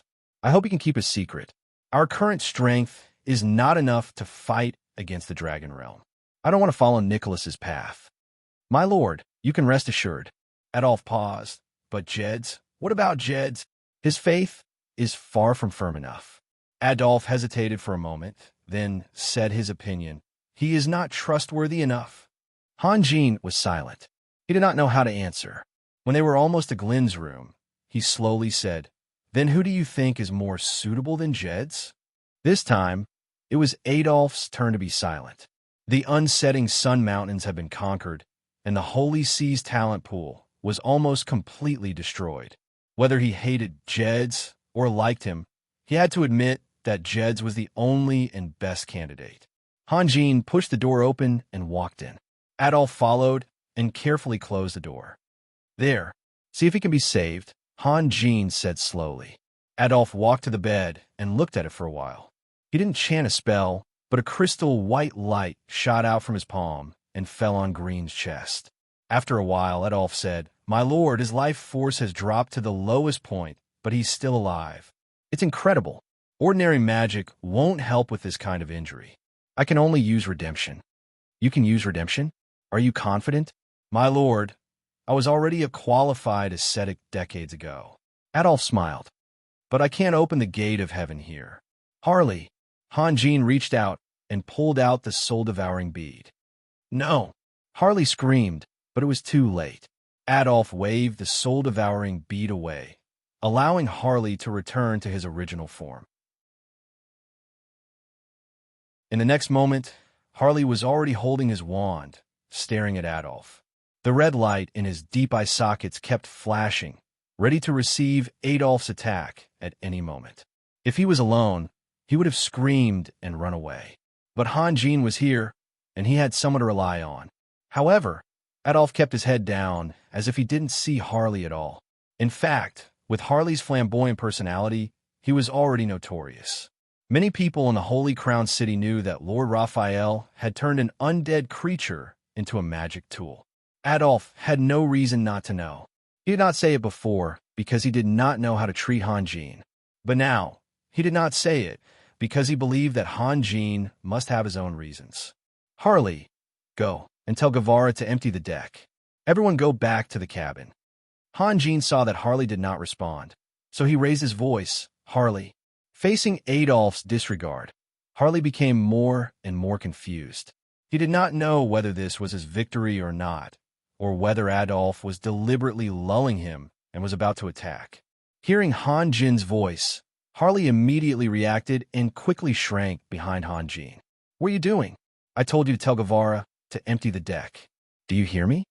Han Jin was most dissatisfied with Harley's cowardice, so his tone was much harsher. Harley seemed to have woken up from a dream. He moved his body, carefully bypassed Adolf, and floated to the door. But his pair of flashing red eyes were always staring at Adolf. It was nothing to stare at Adolf when he was beside Han Jin, but when he reached the door and reached out to open it, he still stared at Adolf. In the process of floating, his head just happened to turn 180 degrees, as if Adolf's figure had an irresistible attraction to him. When the door was opened, Harley immediately ran away. He did not even want to stay for a second longer. Han Jin's gaze fell on Zhenglin, waiting for Adolf to question him. He had thought of enough reasons to prove that Harley was necessary. But unexpectedly, Adolf remained silent. What Han Jin didn't understand was that, for Adolf, it required a great deal of courage and a considerable amount of time to prepare to question Han Jin. Even if Han Jin was shaking hands with a great demon from the abyss, Adolf would still think that it was a heavenly secret that he couldn't understand, let alone turning an undead creature into a magic prop. After a moment, Harley's voice sounded from the door. Master, the deck has been emptied. Han Jin pinched his fingertips and shot out 2 charms, one on Adolf and the other on Zhenglin. He then shouted in a low voice, Rise! All of a sudden, Adolf felt the world around him spinning. Light flashed in front of him, and he found himself on the deck with Zhenglin lying in front of him. There was no one else on the deck, only 100 or so Thunderbirds on both sides of the ship. They were curiously looking at Han Jin and Adolf, who had suddenly appeared. Little gold thunder spread its wings and let out a crisp chirp. This little thing was getting smarter and smarter. This was just a test. If Han Jin responded, it would definitely jump off the side of the ship and get intimate with Han Jin. If Han Jin didn't respond, it could only stay where it was and not move. Master, do you really want me to use redemption? Adolf asked softly. He did not want to go back on his words. He just wanted to remind Han Jin that the redemption could only be used once in a lifetime. Was he sure he wanted to use it on Zhenglin? This person is very important to us, Han Jin said slowly. Understood, Adolf said with a smile. He slowly stretched out his arms and stared quietly at the gradually darkening sky. Han Jin wanted him to save Zhenglin's life. This was somewhat unreasonable. With Han Jin's power, there was no need for him to help others. Even if Han Jin was inconvenienced, the 2 angel attendants could still save him. This was the second reason. However, Adolf did not think too much about it. If Han Jin wanted him to do it, he would do his best. A violent magic fluctuation came from the sky. Then, a surging white light appeared. The white light was constantly being produced and condensed. In a moment, it condensed into a looming, illusory giant gate. The gate was engraved with countless magic runes. Clouds and mist lingered around it. A suffocating pressure hung down from the sky, filling the air like mercury. That was the gate of heaven. The pedestrians in the city saw this scene. Even those who did not have any knowledge of magic knew that someone was casting a forbidden spell. In the blink of an eye, the flow of people on the street became stagnant. Almost everyone was looking up at the sky. A forbidden spell was not something that could be seen casually. Of course, if it was in other cities, people might have already started to flee. However, the residents of the Holy Crown City had great confidence in Han Jin because Han Jin's performance in the war had been spread by the soldiers. In the end, it was said that the Lord had fought hundreds of golden behemoths alone. The residents absolutely believed that the Lord could protect the Holy Crown City. If the forbidden spell was malicious, the magician would be crushed to death by the Lord before he could finish chanting the spell. That's right, crushed to death. The gate of heaven slowly opened, and the pressure that was pouring down suddenly increased by a lot. Following that, a gigantic angel flew out from the gate of heaven. The moment the angel flew out, a thick curtain of light descended vertically, enveloping the god of war within. Suddenly, a song that sounded like weeping could be heard in the air. This song was very strange. When one listened carefully, the song would suddenly disappear. Just when one thought that it was an illusion, the song would ring in one's ears again. Following that, the gigantic angel slowly knelt down in the air. It was leaning on a long sword with both hands tightly gripping the hilt of the sword. A pair of wings of light that stretched out over 1,000 meters slowly folded up. In a short while, the giant angel's light dimmed, or the light that made up his body was condensing to a certain point. In the end, the wings, the body, and the giant sword of the giant angel all disappeared, leaving only a tear-like light spot in the air. The tear-like light spot fluttered down and dripped onto Green's forehead. Han Jin once again witnessed a miracle. Green's pale face was quickly turning red. Because Green had changed into another servant's clothes, his wound was covered, so he couldn't see the situation. Presumably, it was healing. The effect of light magic was indeed amazing. Han Jin thought back to the time when he had to face the unconscious Yelena. He felt helpless and sorrowful. "Sir, there's a seal left by the dragons on his body," Adolphe said softly. His eyes were still clear, and there was no sign of fatigue. It was as if his magic power hadn't been depleted at all. "Can you undo it?" Han Jin asked. "Yes, I can." Adolphe walked over again and waved his arm. A white halo bloomed in his hand. Through the reverberation of the halo, Adolphe could clearly see that many dense runes had appeared on Garen's skin. Adolphe chanted a spell in a low voice, and with a gesture of his hand, all the runes shattered into pieces in an instant. "His injuries have healed." "Yes," Adolphe replied softly, "and he has woken up." Green slowly opened his eyes. Han Jin had heard a long time ago that if one eye was injured and lost its sight, the other eye would be affected. Perhaps because of this, Green's eyes were a little cloudy. Coupled with his shrunken eye sockets, his appearance was a flaw. Judging from his appearance, Green lacked the temperament and majesty that a great magus should have. Green glanced at Han Jin and Adolphe, then slowly stood up. He didn't speak, but just walked to the side of the ship step by step. Green Zung originally thought that it was the sea outside, but when he walked to the side of the ship, he suddenly saw a city below. He was shocked and immediately turned his head to look at the god of war with curiosity. After a moment, he turned his gaze to the outside. After looking for a long time, he leisurely said, "I like this atmosphere."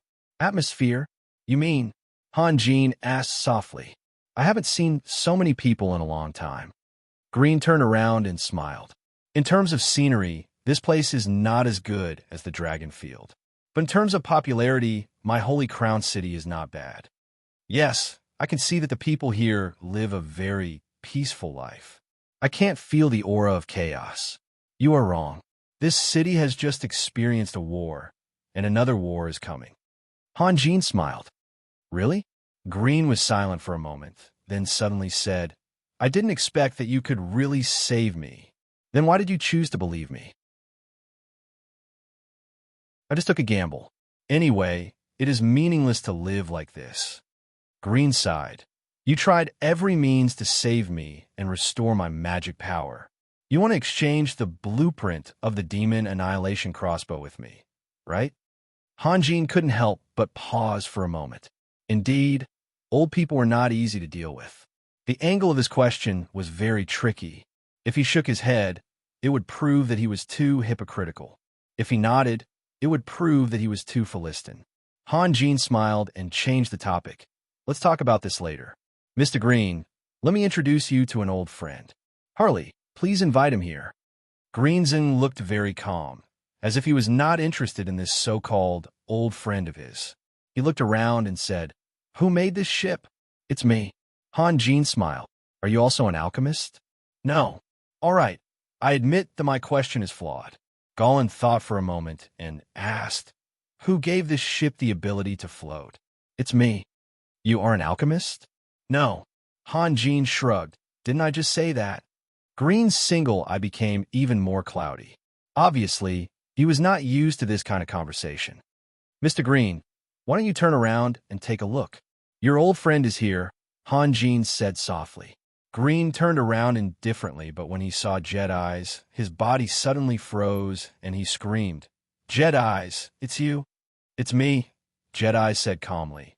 "Green, you don't seem to like seeing me. So, it was Nicholas. Who saved me?"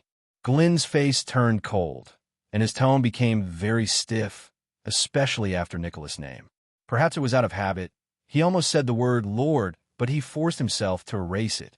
When Green was betrayed by Nicholas, Jedi's was still with him. Green lived a secluded life in the Dragonfield, so he had no idea what was going on outside. When he saw Jedi's, he immediately thought of Nicholas. "Nicholas? He saved you?" "Green, I can't believe you're still speaking up for Nicholas when you're in such a miserable situation. You're really loyal." Jedi sneered. He was a person with an excellent attitude and was always calm, but never mentioned Nicholas in front of him. Green, who didn't know the inside story, had made a big mistake. "He sent you to test me, didn't he?" Green also sneered. "Forget it."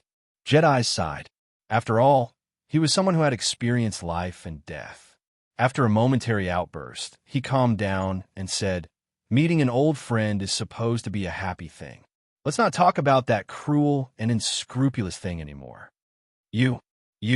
Zhonglin's mouth was wide open, and he pointed a trembling finger at Jedis.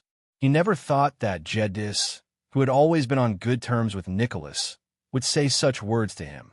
Jedi's then remembered that Green, who was imprisoned in the Dragonfield, didn't know what was going on outside. He slowly said, "Green, compared to me, you're very lucky. After all, he didn't kill you with his own hands, right?" "What could it be?" Green was even more shocked. "Yes." There was a trace of pain in Jedi's eyes. "Because I was in his way, and because he needed my death to control the Light Knight Regiment to attack Lola's alliance. But now he saved me." Jedi's eyes fell on Han Jin. "Just like he saved you." In fact, Jedi's had saved himself, but at that time, his magic power was exhausted. If it wasn't for Han Jin, he would never have been able to survive in the forest of monsters. Therefore, Jedi's had always thought that Han Jin had saved him. Green looked at Han Jin, then looked at Jedi's. Suddenly, he laughed hysterically and crazily. In the end, even as one, I was filled with tears. "What are you laughing at?" Jedi's frowned. "Do you think I'm testing you?" I'm not that stupid." Green finally stopped laughing and said breathlessly, "Making a big ship that can fly in the sky is one of my many dreams, but I can't find a specific idea. What I can't do, someone here has done it. Isn't that enough proof?" "Then I've always been conceited, and you are also a very smart person, but we were all fooled by Nicholas." Green wiped the tears on his cheeks. "Whether it's you or me, the Guild of Magic, the Holy See, or even the Dragonfield, we're all just Nicholas tools. When he doesn't need us, there's no reason for us to exist." "Ha! Jedi's, I don't mean to say bad things, but since Nicholas killed you himself, the Holy See is also in danger."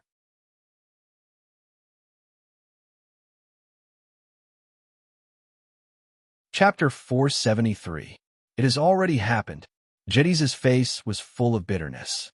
He was no less talented than Green, and he had also realized the danger of the church. That was why he had asked Han Jin to warn the church. Unfortunately, Nicholas had already launched an all-out attack, and Han Jin could do nothing. Nicholas has already attacked the unsetting sun mountains? Then the church is now? Green asked blankly. The church only has a dozen cardinals and hundreds of light knight left. Nicholas has almost destroyed all of the church's forces. What should I say? Zagreen said helplessly. Nicholas is still as ruthless as before, unless he doesn't move. Ha. As long as he pulls out his sword, he won't give his opponent any chance to win. Nikolai's power has its limits. At least I'm still alive. Adonis, Aud, and Amij have also escaped from his clutches. Jeddy's gaze fell on Zhenlin's face. And you're still alive. Alive? So what? Glenn smiled. The hidden meaning behind Jeddy's words was obvious. They were all alive, so they had to join forces to seek justice for themselves. Glenn clearly expressed his own thoughts. He was not optimistic about the prospects of joining forces. As long as we're alive, we have a chance, Jedis said lightly. If the hope is too slim, then it's not a chance, but a trap of suffering. Green did not want to talk about this anymore, so he changed the topic. Where is this place? I just told you that this is the Holy Crown City, Han Jin said softly. Can you find a place for me to rest? I'm too tired, Green said. No problem. Han Jin nodded. Harley. As he spoke, Harley's figure floated up from the stairs. Han Jin said, Take Mr. Green to his room to rest. Yes, master. Harley immediately shrank back. Green's eyes swept across the incomplete teleportation circle and finally fell on Han Jin. Is this giant ship really your masterpiece? It can't be considered a masterpiece. I've even forgotten why I built this ship in the first place, Han Jin said with a smile. Glancing at Han Jin again, Zhang Jelen slowly turned around and walked towards the stairs. Watching Garen's figure disappear down the stairs, Jedis suddenly said, Garen's personality is a bit strange. Raphael, it won't be easy to pull him into our camp. It was Milord who saved him. What right does he have to reject Milord's invitation? Adolf frowned. For the sake of the Holy See, he really didn't want to quarrel with Adolf in front of Han Jin. However, he was worried that Adolf and Glenn would clash, which would make Han Jin's wish even more impossible to achieve. After deliberating over his words, Jed slowly said, Your Excellency, Adolf, everyone has the right to choose their own path. For example, you have chosen faith, but that doesn't mean that everyone has to follow your faith. That's right, it was Raphael. Master had saved him. Did this mean that he had to give up everything he had left? If that's the case, then what's the difference between saving him and not saving him? I can understand the latter part, but the first part, I don't quite understand, Adolf said calmly. Why are you talking about my faith? That's just an example. I mean, don't force what you think is right onto others. Can faith be judged by right and wrong, Jedis? Jedis, Adolf retorted. Your Excellency, Adolf, I don't want to discuss doctrines with you here. Jedis said, The holiness of this world is shaped by the blue sky, and the holiness of the soul is shaped by great faith. Adolf didn't care whether Jedis wanted to discuss it or not. He continued, If the sky dies, holiness will be hard to find in this world. If faith dies, your soul will fall forever. Was my soul? Jedis was so angry that he laughed. You know it, Jedis. Han Jin felt a headache coming on. Jedis was right. His relationship with Adolf was really getting worse and worse. However, Han Jin couldn't interrupt. If he discussed doctrines with Adolf and Jedis, he would be exposed in less than 3 minutes. Your Excellency, Adolf, my faith is to find a place for the souls of all those who live in the abyss of suffering and to do my best to give them a guarantee. Your faith is to be the most loyal servant. We just have different beliefs. This doesn't mean that one is nobler or holier than the other, Jedis said coldly. Jed said coldly, I have to repeat myself. Do not impose your requirements on others. You are a false believer. A look of pity appeared in Adolf's eyes. He even cast a glance at Han Jin, as if asking, Did you hear that? If the God you believe in allows his believers to live in suffering without giving them enlightenment or guarantee, then you must be a false god. Jedis retorted. He was getting angrier and angrier. Jedis had lost all his magic after the accident, so he couldn't warn the Holy See. However, he still couldn't forgive himself because he was the Archbishop of the Grand Light Empire. He had the responsibility to see through Nicholas's conspiracy. He could only blame himself for being tricked. He had to bear at least half of the responsibility for the destruction of the Holy See. However, he had buried all his guilt and pain deep in his heart. When he saw Garen and recalled the past, he couldn't help but explode. "How dare you?" Adolphe was furious. "What are you two doing?" Hanjin had no choice but to stand up. If he was a step late, Jedis and Adolphe might fight. "That would be interesting. Did I say anything wrong?" Jedis sneered. Okay, Jedis, you can go back first." Hanjin tried to smooth things over. He had already decided that he wouldn't give Jedis and Adolphe a chance to meet in the future. As for the Holy See, they could make as much trouble as they wanted. Jedis was silent for a moment, then lowered his head and walked to the side of the ship. Seeing Jedis leave the god of war, Hanjin finally breathed a sigh of relief and said to Adolphe, "I heard from Jedis that you are a warrior priest, but I found that you don't seem to have a suitable weapon. This is the Hellfire gloves. I hope you like them." "Thank you, sir." Adolphe took the Hellfire gloves. In fact, as a warrior priest, he wasn't used to using the power of magic tools. However, this was a gift from Hanjin, so whether it was useful or not, he had to accept it. "Your Excellency, Adolphe, the Holy See can't withstand any more storms. You should understand what I mean," Hanjin said softly. Adolphe opened his mouth, but when he thought about the declining Holy See, what he wanted to say suddenly turned into a long sigh. Asterisk, asterisk, asterisk, asterisk, it was a quiet night. At dawn the next day, Hanjin woke up early. Major Domo Gale had found the army of the Abyss World underground, which meant that the war could break out at any time. There were too many things to prepare, so he had to buy time. The angels had always been a problem. Although he had spent a lot of energy on the two angels, when he asked the angels to treat Green, there were signs of them going out of control. Did he have to completely refine them? Then, one day, when he collected all the holy armors, would he be able to use the power of the law? Now, he had the holy battle robe, and he had to refine another angel. Time was limited, and his energy was even more limited. Would the abyssal race wait that long? When he talked with Guevara about the upcoming world war the day before yesterday, he deliberately emphasized the power of the great demon Donald and belittled the fallen angel Catherine. In fact, he didn't have much confidence in his heart. He had learned enough information from Solomon's library. Although the power of the cherub Catherine was not as strong as that of the Archangel Alpha, she had eternal life.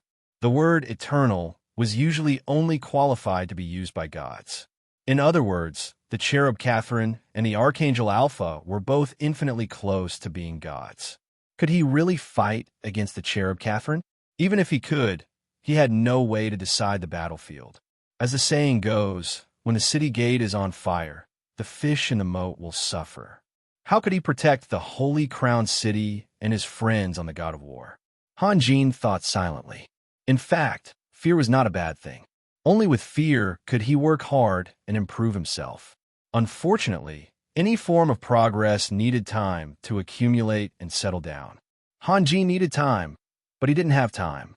Just as Hanjin was thinking, Gaobin lazily walked up from below. At a glance, he saw Hanjin sitting there alone. He was stunned for a moment, and then smiled.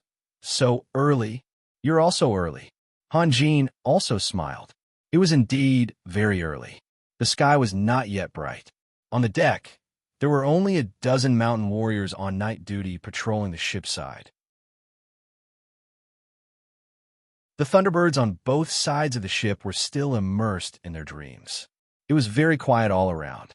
Gao Bin sat opposite Hanjin, hesitated for a moment, and then said, "By the way, Raphael, I have something to tell you." "What's the matter?" "The war is about to break out. Hurry up and arrange a marriage with Sunir and Yelena." Hanjin almost choked on his own saliva. He stared at Gaobin blankly and didn't know what to say. What was this brother-in-law thinking? The world war was about to break out, and he didn't even have time to do business. Why? No, marriage seemed to be business too. At least get engaged. Gaobin said softly, This is good for stabilizing people's hearts. Think about it. The abyssal race is about to attack, and you still have the mood to arrange a wedding. It means that you don't care about the abyssal race at all. Does Sunir know? What does she know? Galbin's expression was a bit strange. If you don't propose, how would she know? I mean, you should tell her first, and then I will. Are you still afraid that she will reject you? Galbin smiled and waved his hand. No, I can promise. Are you so anxious to push your only sister out? I'm not anxious. Galbin was silent for a moment. Accidents can happen at any time in the war. Don't leave yourself with regrets. What about you? Han Jin asked softly. When are you getting married? Me? Who am I marrying? Galbin was stunned. Lydia, of course. Han Jin purposely reminded Galbin. Galbin was startled. He glanced around in a panic and lowered his voice to the lowest possible volume. Hey, you can't joke around. It's okay to tell me, but if Lydia hears, she might cause trouble. What? You think Lydia is not good enough for you? That's not what I meant. Galbin shook his head. To be honest, Lydia used to be very beautiful, not worse than Sunir at all. I believe that. Han Jin said. Only half of Lydia's face was destroyed, and the other half was enough to prove her charm. At that time, Lydia, who was born with the ability to use magic, was the pride of the elves. I don't know how many elves pursued her, but her standards were too high. She always rejected all the pursuers and looked down on all of them. After a while, the young men were scared, and no one dared to pursue Lydia anymore. Galbin reminisced about his youth with a nostalgic tone. It's not because of time, right? Han Jin smiled and said, Is it because after you and Lydia became friends, those pursuers gradually disappeared? Galbin was stunned. He thought about it seriously and looked at Han Jin suspiciously. He didn't know what Han Jin meant. All right, Galbin, tell me about your love history. Han Jin sighed as he spoke. He always thought that he was slow in this aspect, but he didn't expect Galbin to be even slower. He had already said it so clearly, but Galbin still didn't understand. There's nothing to talk about. Galbin's eyes dimmed. One chance encounter is a comedy. 2 chance encounters are a tragedy. Did they pursue you first? Han Jin suddenly thought of a question. It's not about who took the initiative. When you have feelings for each other, feelings slowly grow. Then do you have feelings for Lydia? Han Jin immediately asked. Of course, she and I are partners in life and death. Galbin looked at Han Jin from head to toe. What's wrong with you today? Why can't the topic leave Lydia? Don't tell me. You want to marry her? I'm telling you, you can't.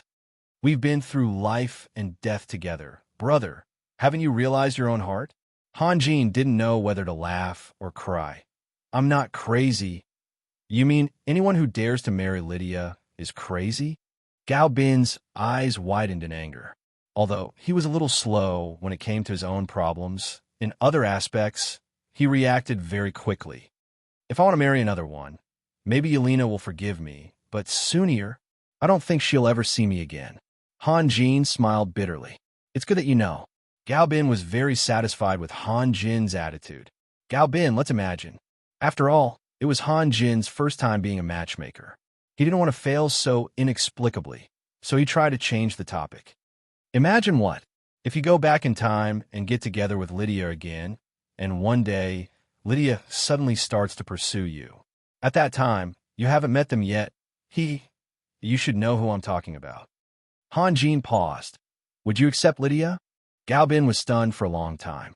Suddenly, his eyes became slightly flustered, and then he said in a dissatisfied voice, Don't talk nonsense. Not everything can be imagined.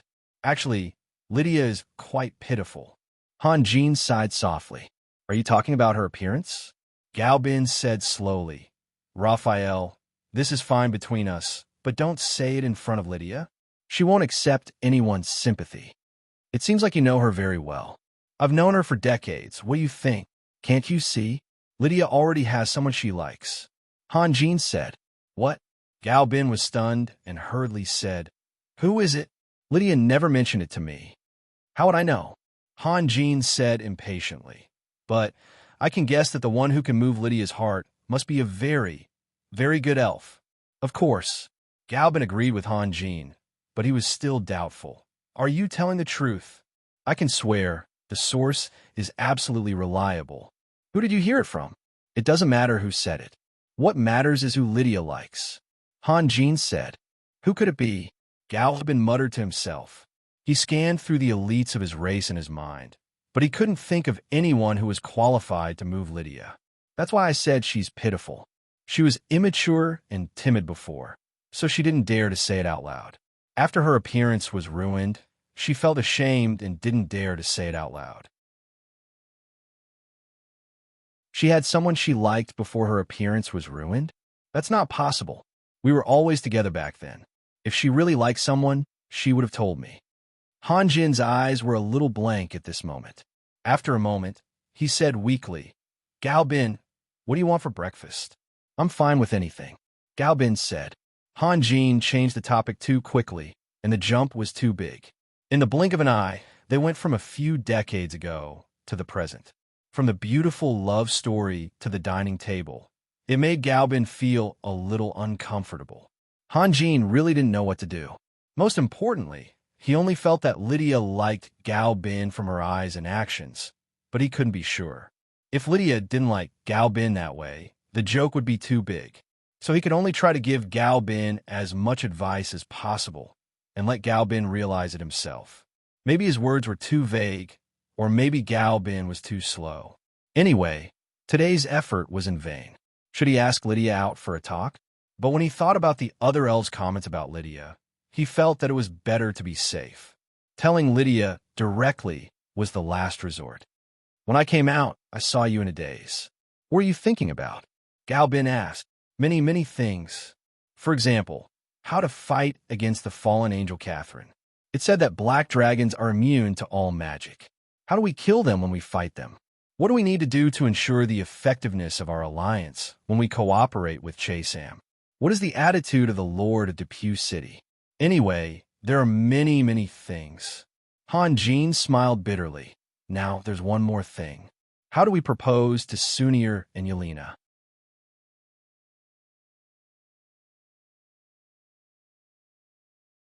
Chapter 474.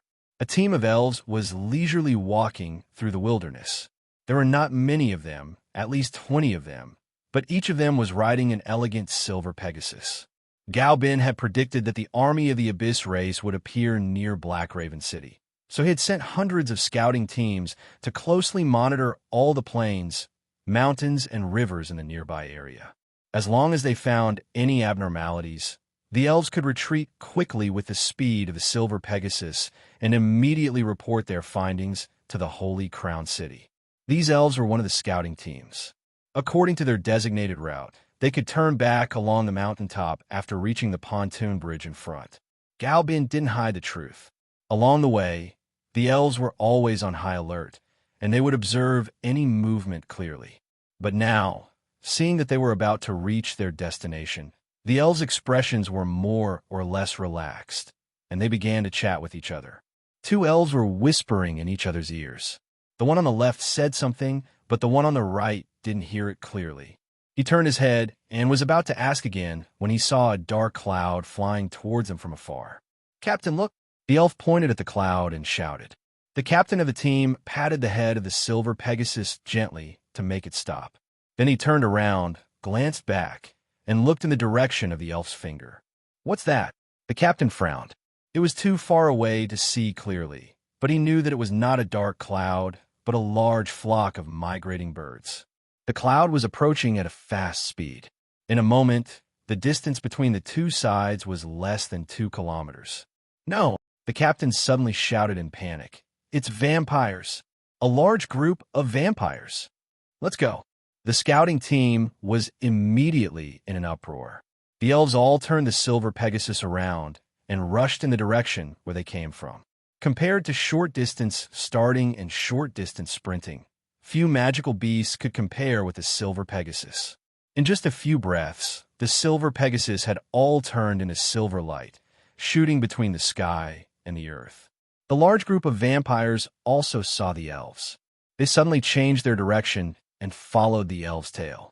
The speed of the silver Pegasus far exceeded that of the vampires, and the distance between the two parties grew wider and wider.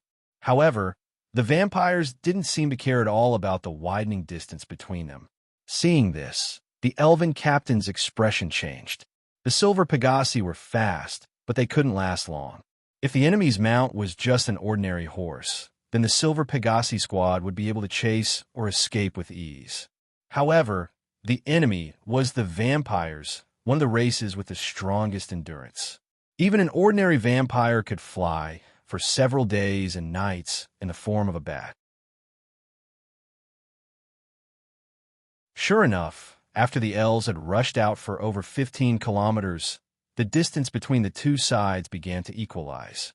The elven captain gave the order without hesitation. More than 20 silver Pegasus knights scattered in a dozen directions and ran out in a fan shape, like a firework blooming on the ground.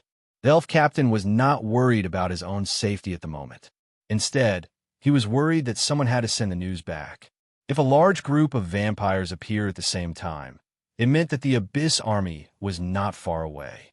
At a time like this, the elf captain's choice was absolutely correct. Only by spreading out could there be a chance of survival. However, the problem was that there were simply too many vampires. As the silver Pegasus warriors scattered, the vampires also split into more than 10 branches to chase after them.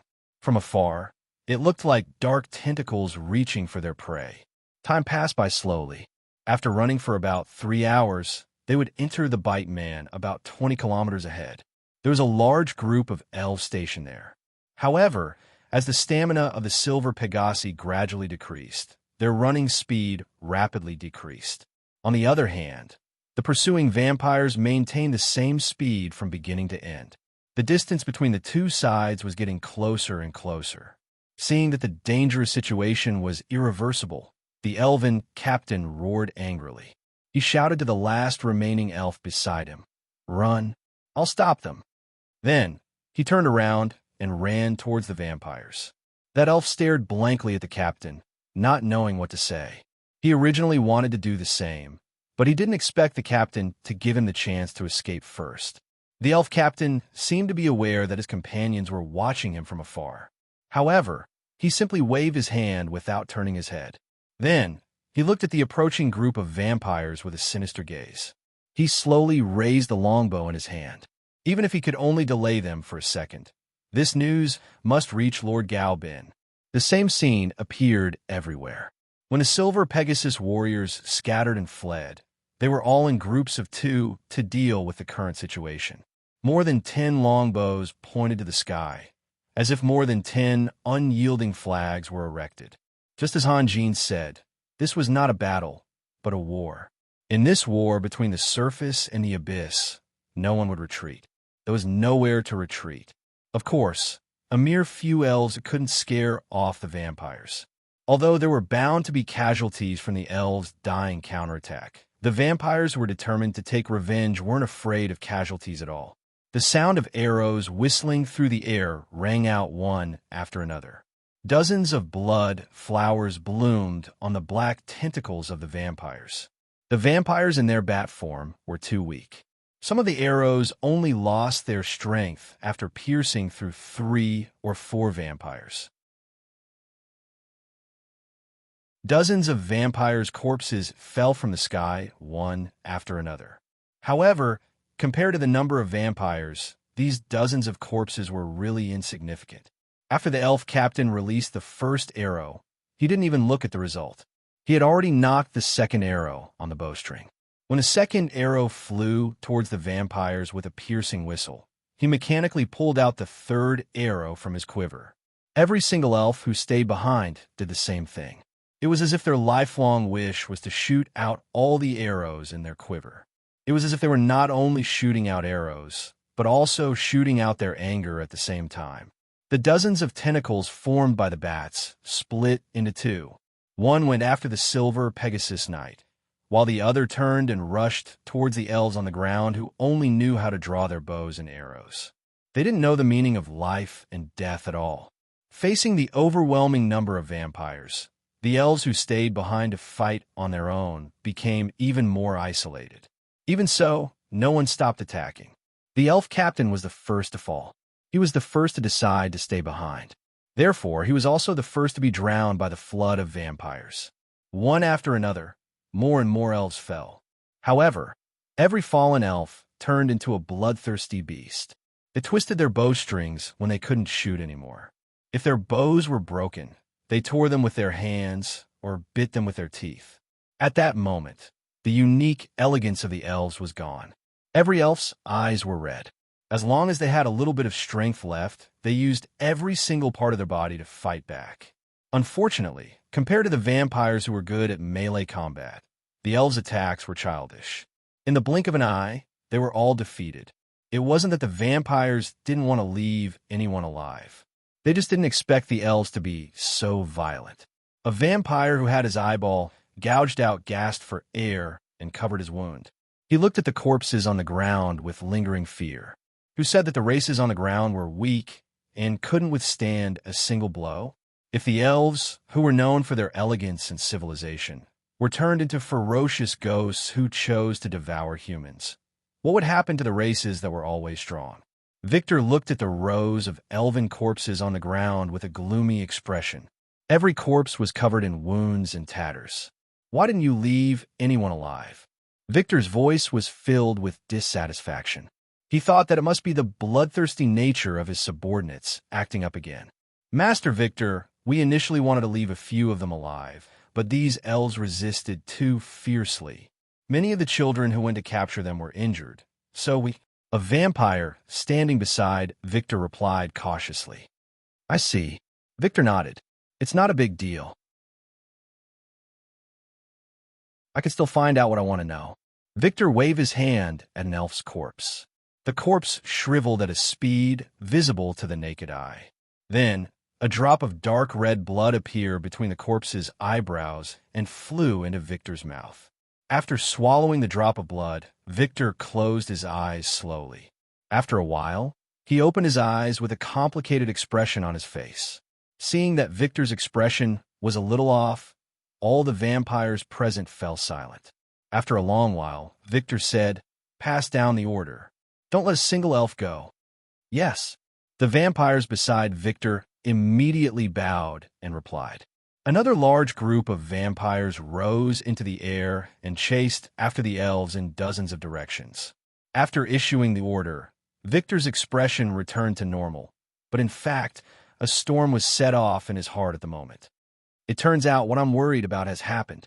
Victor thought silently in his heart. This news can't be released at the moment. It's too demoralizing. The Lord of the Holy Crown City? A dragon slayer? Victor thought in his heart, should I slow down a little? In terms of strength, Alquite is more powerful than me. If even he can't defeat me, I'm afraid that I won't be able to win either. It seems that I should report this to Lady Catherine as soon as possible and let her decide. But will Lady Catherine care about this? At this moment, the surviving Silver Pegasus Knights were still fleeing for their lives. After gaining 2 mounts, their chances of escaping had increased. As soon as their Silver Pegasus showed signs of exhaustion, they would immediately switch to another Silver Pegasus. Although the vampires were still hot on their heels, they wouldn't be able to catch up to them in a short period of time. I went out during the day. Something happened to my friend's house. I really can't finish 5,000 words. I'll try to make it up tomorrow.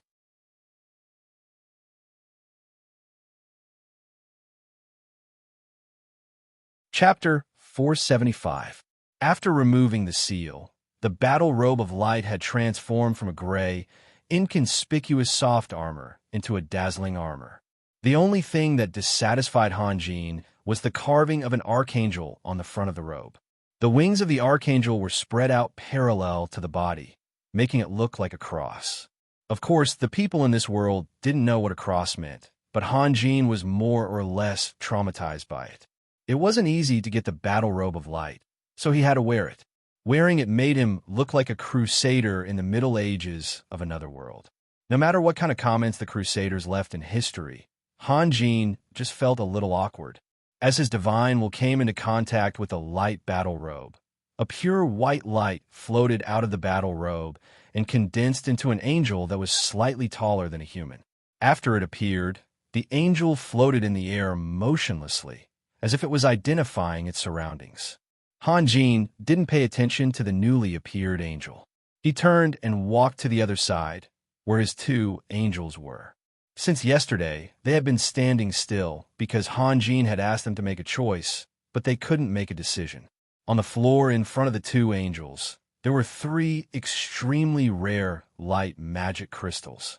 The magic crystals' luster was incomparably pure. Even if they weren't affected by external factors, they were still emitting intense elemental fluctuations. Level 12 light magic crystals. This kind of magic crystal was even more precious than fire magic crystals of the same level, because there was a chance that a level 12 light magic crystal would be produced when an archangel fell. There might not even be 10 of them in the Pan-continent, but in Morgan's treasure trove, there were 5 of them. Not only were the magic crystals valuable, but even the shelves that Majordomo Gale used to store the magic crystals were all made of magic crystals. That was why the magic crystals could be stored for so many years without any problems. Haven't you made your choice yet? Hanjin asked faintly. The two angels shook their heads at the same time. In fact, Hanjin's question was very simple. There were 3 magic crystals that were exactly the same, and he asked the two angels to choose one for him. If outsiders knew, they wouldn't believe that a question that even 2-year-old children could answer immediately could stump 2 angels. Why? Hanjin sneered. It doesn't seem difficult, does it? Because the 2 angels were speechless. They really didn't know why they couldn't make a choice. Because there's no reason? Really? Hanjin said, I finally know what you are. We are angels. I didn't say you weren't. Hanjin smiled.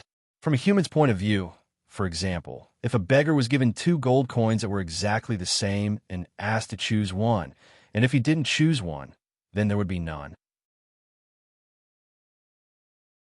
In order to get the gold coins, the beggar would choose one at will without any reason. However, angels couldn't do that. They wanted the light magic crystal. The problem was that the 3 magic crystals were exactly the same. If 2 of them were of a higher level and the other was of a lower level, or if 2 of them were full of magic and the other was low in magic, then the angel could choose immediately, even if the shape was different. Unfortunately, the 3 magic crystals were the same round and crystal clear. In many ways, the brains of angels were similar to that of humans. They could think, judge, and remember. However, Hanjin knew that there was only one kind of wisdom that had the nature of cause and effect. Only under the trigger of cause and effect could an angel make judgments and decisions. That was the wisdom that was created, or, in other words, the wisdom that was bestowed. For example, an AI program. Of course, angels couldn't be programs. It was said that the God of light created angels to protect humans. The power of God was unfathomable. However, the intelligence that God gave angels was similar to the artificial intelligence of another world. Perhaps the intelligence that was created had the same attributes. In order to verify his guess, he deliberately did an experiment. The facts told him that his guess was right. Hanjin reached out and picked up a magic crystal. He said softly, "These 2 magic crystals, one for each of you." He didn't want the 2 angels to continue arguing. After saying that, he picked up another magic crystal and handed it to one of the angels. Then, the remaining magic crystal naturally belonged to the other angel. Powerful human, I didn't expect you to find my 2 companions and gain their loyalty, the angel who had just floated out of the light battle robe said casually. Hanjin raised his eyebrows. Just as he was about to speak, he saw Yelena mysteriously walk into the magic laboratory from outside. She was obviously trying to hold back her laughter. Yelena, what's wrong? Gee. Yelena finally couldn't hold back her laughter, but she immediately held it back. Raphael, do you know what Morrison's is doing? Him? What is he doing? He's proposing to Sylvia? Hanjin couldn't help but be stunned. After a long time, he asked, what's going on? Isn't he? Who knows what's going on? Yelena said. That stupid pig slept for 3 days and 3 nights. The first thing he did when he woke up was to find Sylvia and propose to her. Not to mention others. Even Sylvia was scared silly. Isn't this what Sylvia wants? What is she afraid of? Huh?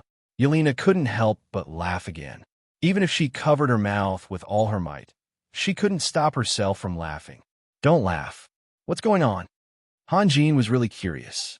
He's hugging Sylvia and won't let go. He wants to marry Sylvia immediately. Yelena bit her lips. I've never seen someone propose like that. Hanjin was stunned for a moment and asked weakly, Do you think he's normal? The first thing he did when he returned to the God of War was to scare Morrisons into a coma. Giving Morrisons special training out of kindness was originally a good thing, but in the end, it was a little too much. If something really happened to Morrisons, he wouldn't be able to escape the blame. Normal? Yelena was stunned. He's fine. It's just that the way he talks is a little strange. Let's go and take a look, Hanjin said. Okay, I'm looking for you to join the fun. Yelena giggled. After that, she glanced at the angel and immediately lowered her voice. I'm not bothering you, am I? In Hanjin's words, angels had to be trained, otherwise they wouldn't be obedient. Yelena also knew that Hanjin was training the angel in the light battle robe in the magic laboratory. However, Morrison's proposing to Sylvia was also a big deal. She thought that she had to tell Hanjin about it. No, Hanjin smiled. This guy just came out and his combat power is at its peak. If I don't tire him out, it'll be hard for me to control him. Human, the angel raised his voice. In his memory, he had never been ignored like this, so he was very angry. You too, take care of him. Hanjin still ignored the angel. He turned around and said to the other two angels. Then he cast a spell, and the starlight in the sky suddenly shot into the distance. The space seemed to have expanded a lot all of a sudden. When Hanjin and Yelena just walked to the door, Guevara frowned and rushed in from the outside. He almost bumped into Hanjin. Seeing that it was Hanjin, Guevara immediately said, An emergency military meeting is going to be held. Do you have time? What happened? A few silver Pegasus warriors have found the traces of the Abyss Race's army. The command system of the Holy Crown City was already in a state of high alert. After Guevara's order, in less than 20 minutes, the commanders of several major legions, as well as Gao Bin and Lydia, all gathered on the God of War. Yelena and Majordomo Gale also participated in the meeting. As for Morrison's marriage, no one cared about it for the time being. If the Holy Crown City couldn't be saved, the marriage would be meaningless. Gao Bin briefly introduced the situation and finally said, Gathering the intelligence of all the reconnaissance teams, I think that this time, only the bloodline came to attack the Holy Crown City. The other forces have never appeared before. Impossible. Majordomo Gale shook his head. I saw with my own eyes that their total force is at least hundreds of thousands. I said at least. I sent a total of 133 reconnaissance teams, and the route of each team was personally determined by me. Their reconnaissance network is enough to cover the whole area. When it came to military issues, Gao Bin was not careless at all. He and Guevara were also the strongest military experts in the Holy Crown City. I can guarantee that any army with more than 1,000 people, as long as they march in the northern area of the Black Raven City, will not be able to hide from my reconnaissance team. Gao Bin, did we miss something? Impossible. Gao Bin's expression was very serious. This is war, not hide and seek. The Abyss Race's army came to the ground from thousands of miles away, not to play games with us. Then tell me, where did at least 100,000 soldiers go? Majordomo Gale asked. Let's talk about this later. Now I need to talk about what the Holy Crown City is going to face. Gao Bin said, The facts are in front of us. About 50,000 vampires are approaching the Holy Crown City. With their flying speed, they should have approached the Beatman's Fort Maxine when we hold this military meeting, or they have already attacked Fort Maxine. If their target is the Holy Crown City, they will arrive here between dusk today and dawn tomorrow. Don't you think the time span is too long? Ronning interrupted. It has nothing to do with me. The vampires are too casual. Gao Bin smiled. For example, what will they do when they arrive at Fort Maxine? How long will it take for them to be satisfied? I'm just curious. 50,000 vampires? Why are they here? Han Jin whispered. The atmosphere in the conference room suddenly became quiet.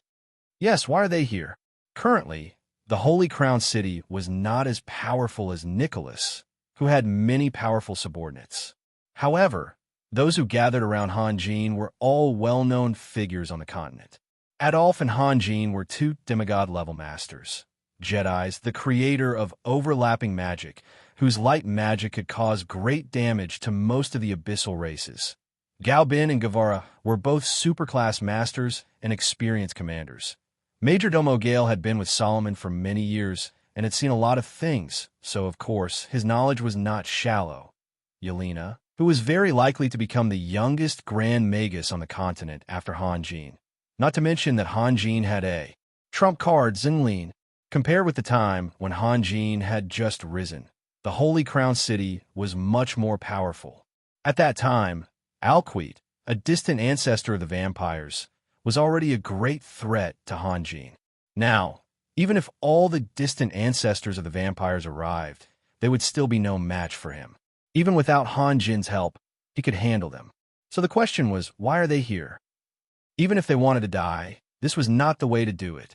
During this period, the Holy Crown City had been in a state of high alert because of the endless abyssal army and the fallen angel Catherine. The vampires were only one of the factors. They could not be the entire force. Gao Bin, are you sure your reconnaissance did not miss anything? Guevara asked slowly. In this aspect, I have never made a mistake. Gao Bin smiled. Then, I have a very reluctant explanation. Guevara said. What explanation? Han Jin asked. Raphael, do you still remember the distant ancestor of the vampires, Alquid? Of course I do.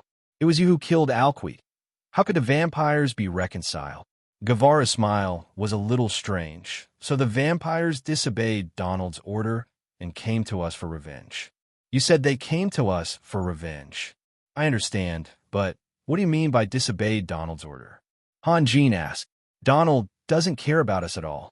Guevara said. We are not Donald's first target. The Abyssal Army, including the fallen angel Catherine, should have gone somewhere else. Where did they go? Lang Ning asked. The Freedom Federation? Gao Bin showed a look of sudden realization. Besides Nicholas, the Freedom Federation should be the second most powerful force on the continent. That they didn't attack us? Lang Ning stammered. They went directly to the Freedom Federation. Is it strange? Gao Bin smiled. We think we are very powerful, but they may not think highly of us. Gao Bin's words made the commanders of the major legions burst into an uproar. The human heart was so strange. When threatened, they would feel nervous, but the Abyssal Army was too lazy to threaten them. When they went elsewhere, the generals would feel indignant. My lord, we should take the initiative to fight. Saxon shouted. Why wait for them to come? Yes, my lord, Lang Ning said. We have the Magic Legion now. How can those vampires be our opponents?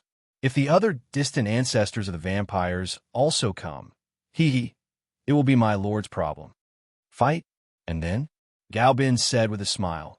Beat them to a pulp and let them know how powerful we are. Yes, yes. Saxon felt that Gao Bin's tone was a little strange, but what he said was correct. Of course, they had to beat the enemy to a pulp. Well, after they know how powerful we are? Gao Bin asked. After? Saxon was speechless. He didn't know what to do after that. After that, Donald suddenly realized that the Holy Crown City was so powerful. Well, the fallen angel Catherine immediately changed her target, and I will support some troops to attack the Holy Crown City with full force. Gao Bin was still smiling. Saxon, is this what you want? Saxon stood there, speechless for a long time. I know Nicholas's strength. Jedis, who had been silent all this time, slowly said, no matter how strong Donald is, it is impossible to easily destroy the Grand Light Empire. So, when he knows that a more promising Holy Crown City is about to rise, he will definitely do his best to destroy us. One Nicholas is enough of a headache, and he will never allow another opponent to appear. Actually, when Donald sets foot on the ground, he should also know the strength of Rapharon. If we unite and defeat the vampire's army in the blink of an eye, Donald's gravity will immediately lean towards us. Guevara said. Then what should we do? Lang Ming asked. Actually, Guevara has already told you. Gao Bin laughed. No? Lang Ming's face was full of astonishment. The key is to unite. Major Domo Gale interjected. Guevara, Gao Bin, Jedis, and Major Domo Gale looked at each other and smiled. Originally, the top 3 think tanks of the continent had one more member now. Perhaps only one of them had thought of it, but with just a small hint, the others would be able to understand it immediately. Ronning, Winston, and the others, on the other hand, were still clueless even after Major Domo Gale pointed out the important points. This was the gap between experience and experience. Raphael's strength cannot be concealed. In order to not let Donald change his strategic plan, we can only think of other ways. Jedis explained. So, you and I should fight in front of the whole city. Han Jin sighed. Isn't that too fake? Gao Bin said. Raphael, this is a serious matter. You can't joke about it. If you do this, it will be the same as provoking Donald. I'm just joking, Han Jin said softly. As for the Freedom Federation, we have no relatives or friends. At this time, we can only choose to protect ourselves. Han Jin suddenly thought of the heroes in the First World War. He then realized that he no longer needed to look up to anyone because the former had reached the same height as the latter. Han Jin understood very well that Guevara and the others' idea was not to protect themselves, but to accumulate strength and wait for the right opportunity. It was a type of attack that would soar into the sky in one go. The war had not yet broken out, and the direction of the war had not yet been determined. Guevara and the others had already thought of the distribution of benefits after the war, so they chose to sit on the mountain and watch the tigers fight. This cold and cruel foresight was not much different from that of the holy knight Gotha, who Solomon could not understand. Then we're not fighting? Saxon still did not understand. Of course we're fighting, and we're going to fight with all our strength. Galbin's tone was very determined. With all our strength. Poor Saxon was getting more and more confused. Didn't they say that fighting the vampires would attract Donald's main force? Why were they still fighting? What Galbin means is that we fought to a draw with the vampires with all our strength. The kind Jedis explained again. I'm really sorry about yesterday. I thought that I could concentrate on writing and make up for the double time from the day before. On one hand, I could give everyone an explanation, and on the other, I could get a full attendance award. But plans can't keep up with changes. I didn't go home for the whole day yesterday, and I only went home after 11 at night. Actually, it's inevitable that there are things in life, and I usually push them away if I can. I'm dead set on being an otaku, but special things really can't be pushed away.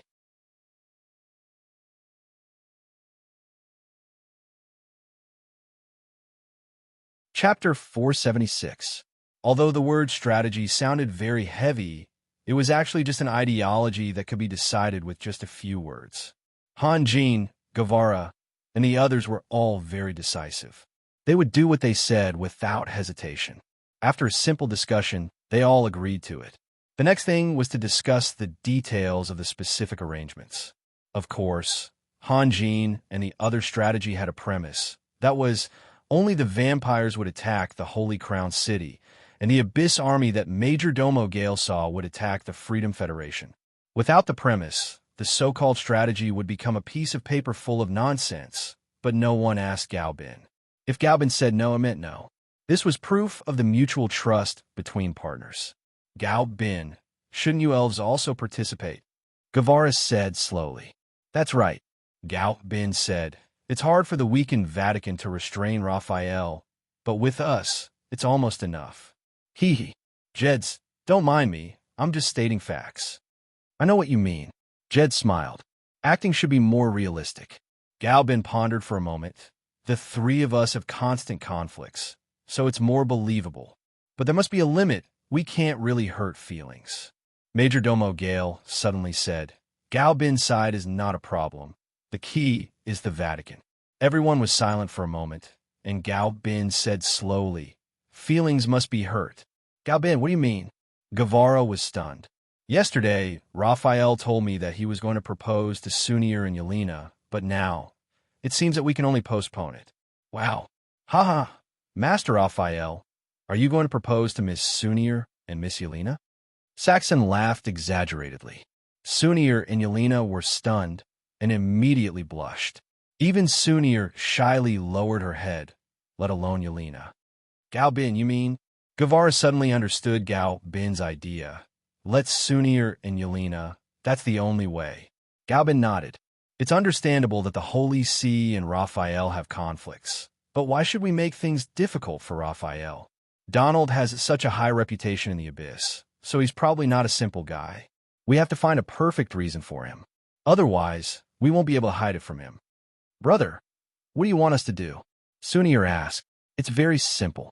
The two of you need to quarrel in public. Gao Bin pointed at Sunir, then at Yelena, and finally at Hanjin. As for you, Raphael, you should be biased towards Yelena and deliberately alienate Sunir. Raphael and Sunir have been together for many years. Everyone knows that they have a deep relationship. Although there were misunderstandings in the past, now that the misunderstanding has been resolved, there's no reason for them to alienate each other, Guevara said. Sunir's face became redder and redder. Whether or not she had a deep relationship with Hanjin was a private matter between them. How could they talk about it in a meeting? No. Gao Bin smiled. Sunir has a strong personality. She doesn't accept Yelena and deliberately embarrasses her. So, when the two of you quarrel, the winner must be Sunir, understand? Guevara and the others looked at each other and didn't say anything. According to Gao Bin's arrangement, it was somewhat disadvantageous for Sunir, but it also proved Gao Bin's style of separating public from private interests. He didn't care about Sunir's feelings and only pursued reasonableness. I understand. Raphael will fight with Jeds, and I'll fight with you? Major Domo Gale laughed. You want to drag me into this as well? Won't really hurt each other's feelings? Hanjin interrupted with a bitter smile. In the beginning, Sunir and Yelena were like strangers who avoided each other. But now, they were talking and laughing with each other. It was not easy. What if they quarreled and resented each other? Of course we have no problem, but Gao Bin's gaze fell on Sunir and Yelena. Sunir and Yelena looked at each other for a moment and smiled at the same time. Sunir said faintly, we have no problem with that either. Yes, do we have to be worse than you? Yelena pouted. Raphael and Jed's fighting, Gao Bin and Major Domo Gale fighting, Sunir and Yelena fighting. It seems too messy? Guevara sighed. It must be messy. Otherwise, how can those vampires confront us? Gao Bin said. Jeds, why are you always silent? What are you thinking about? Major Domo Gale asked. Jed shrugged and didn't answer. He couldn't lie, but he had the right to remain silent. In fact, after meeting Garen, his mood had been fluctuating. Nicholas's right-hand men, Jeds and Garen, had joined Hanjin. What did this mean? If Nicholas knew, would he fly into a rage on the spot? Although Nicholas was the emperor of the Grand Light Empire and had supreme prestige, it didn't mean that all the prestige belonged to one person. Archbishop Jeds of the Grand Light Empire and President Garen of the Guild of Magic had both received the attention of countless people. If the people of the Grand Light Empire knew that they had abandoned or were forced to abandon Nicholas and join Hanjin, what would they think? Would they think that Raphael would eventually replace Nicholas? When he first met Hanjin, he never thought that Hanjin's power would expand so quickly. It could be described as unstoppable. What was even more incredible was that Hanjin had miraculously subdued Adolf. In Jed's mind, the blueprint for the future was becoming clearer and clearer. He believed that Nicholas wouldn't be able to stop Hanjin. Compared to the two forces, although Nicholas had many strong men under him, he lacked someone who could hold his own. On the other hand, Hanjin's side had too little time, and there was a gap in the internal structure. Using the pyramid as an example, Hanjin and Adolf were both demigods. With the support of Grand Duke Solomon, the top of the pyramid shone brighter than the Grand Light Empire, but the base and the middle of the pyramid were far inferior to Nicholas. However, since it was due to time, It could be made up with time. What about 10 years later? Talents were the foundation of an empire. Which kind of talent was the most precious? Was it the backbone of the structure or the top talent? Of course, it was the latter, because the latter had the qualifications and power to rewrite history. Since Han Jin already had a top powerhouse, all he needed to do was to cultivate and promote the talents. But it was impossible for Nicolai to find a top powerhouse to share his burden.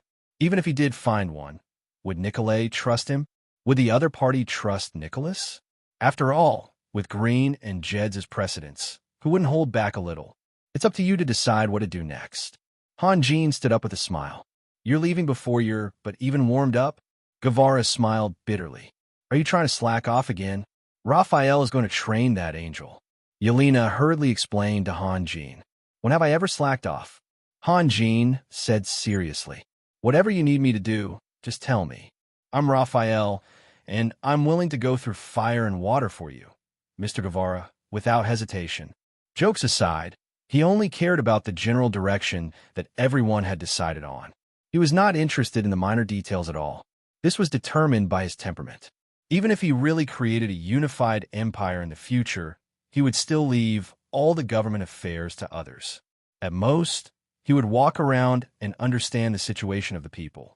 If he found that the person he entrusted was not capable enough, he would immediately replace him. Let's go, let's go, let's go. Guevara waved his hand helplessly. After walking out of the conference room, Han Jin wanted to go back to the magic lab. Suddenly, he saw the room at the end of the corridor.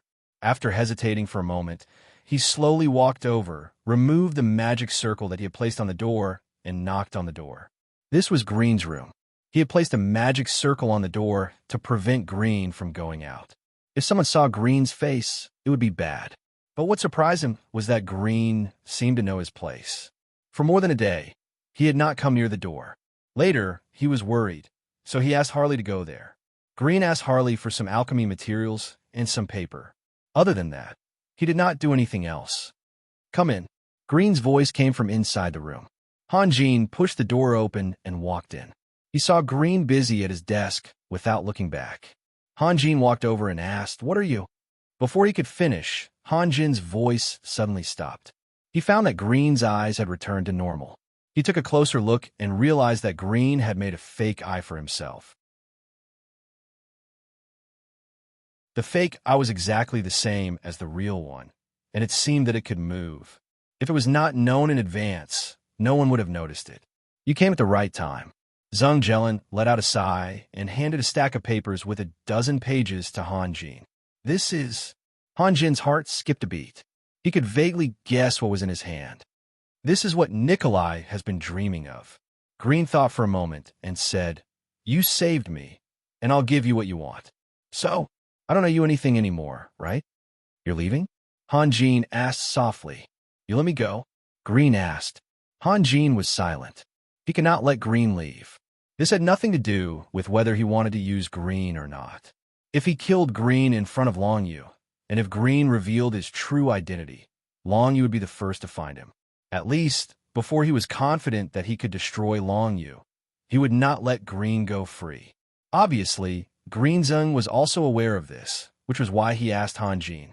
Han Jin slowly flipped through the papers, thinking, since Green knew that it was impossible for him to leave, why did he emphasize the problem of who owed who? What was the point? "I want to find something to do," Green said slowly. Perhaps it was because he had not communicated with others for a long time, but Green spoke very slowly. Moreover, he would always pause for a moment before speaking, as if his words could not keep up with his mind. "Can you let me see the magic array of this god of war?" Green asked.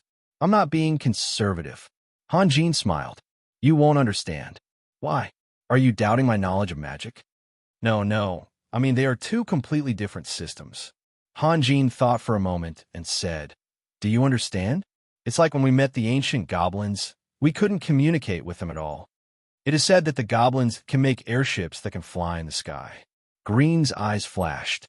"Are you hinting that you have mastered the goblins' technology?" Han Jin was speechless, but if he denied it, it would take a lot of effort. He might as well admit it. "But I have to do something."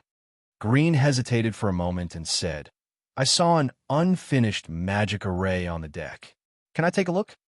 Hanjin understood why Green had repeatedly emphasized that they did not owe each other anything. It was because Green was arrogant. After being betrayed by Nicholas, he did not want to work for anyone anymore. That was why he insisted on clarifying the relationship between them. You saved me, so even if we don't owe each other anything, I am indebted to you. I don't want to make things difficult for you, so I won't leave. But I have to do something, and I need to relax. If something catches my interest, I can put in some effort, but don't force me to do anything for you. We don't owe each other anything. You have no right to ask me to do anything. Of course. Hanjin smiled.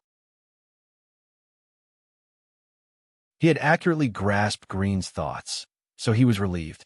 With Zhang Green's attitude, he would not be welcomed by any of the lords, except for Hanjin, who could accept him. Thank you. Green also smiled, then stood up and walked out slowly. When he reached the door, he suddenly stopped. Can I ask you a question? Go ahead. You have such great power at such a young age. Even Archbishop Jedis is willing to work for you. So what is your dream? I want to correct you.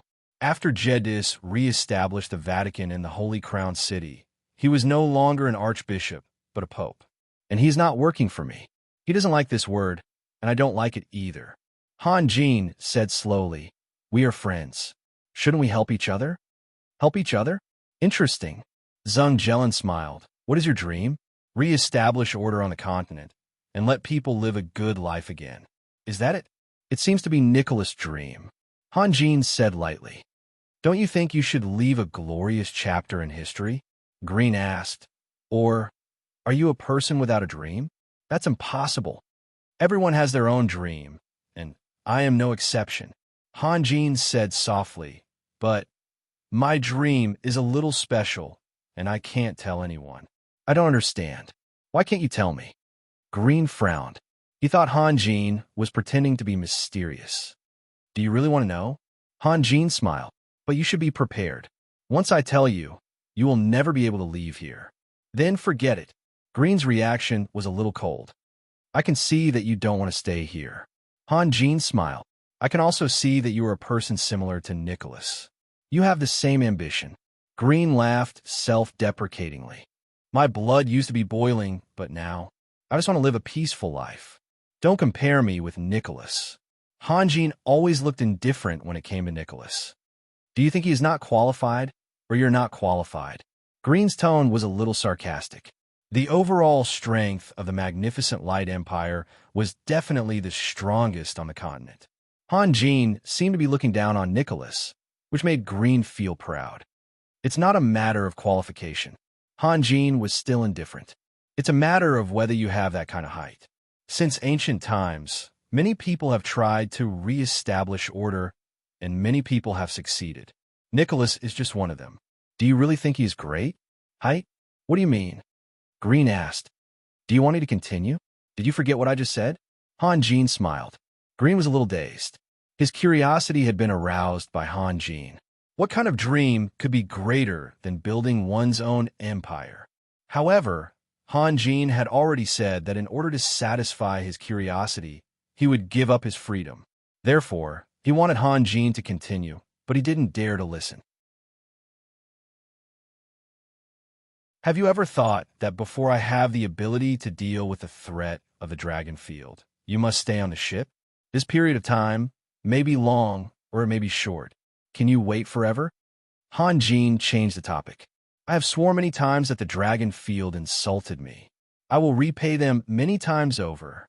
Therefore, I can wait, and I am willing to wait. Green said slowly. Also, now that I have the blueprint of the Demon Annihilation crossbow, I will definitely make it in secret. In this regard, I need your guidance. Hanjin added, that is what I should do. Green said, I also hope that day will come soon. Also, without me, you can't make a qualified Demon Annihilation crossbow. A few years ago, Nicholas spent a lot of effort to get my core secrets. Unfortunately, he didn't get what he wanted. I have repeated several times, don't compare me with Nicholas. Hanjin smiled. Your secret will always be your secret. I won't waste my energy on it. You misunderstood me. What I taught you is all the blueprints of the demon annihilation crossbow. I didn't keep anything because I have changed my mind. Green said slowly. I said you can't make a qualified demon annihilation crossbow because your magic power is too weak.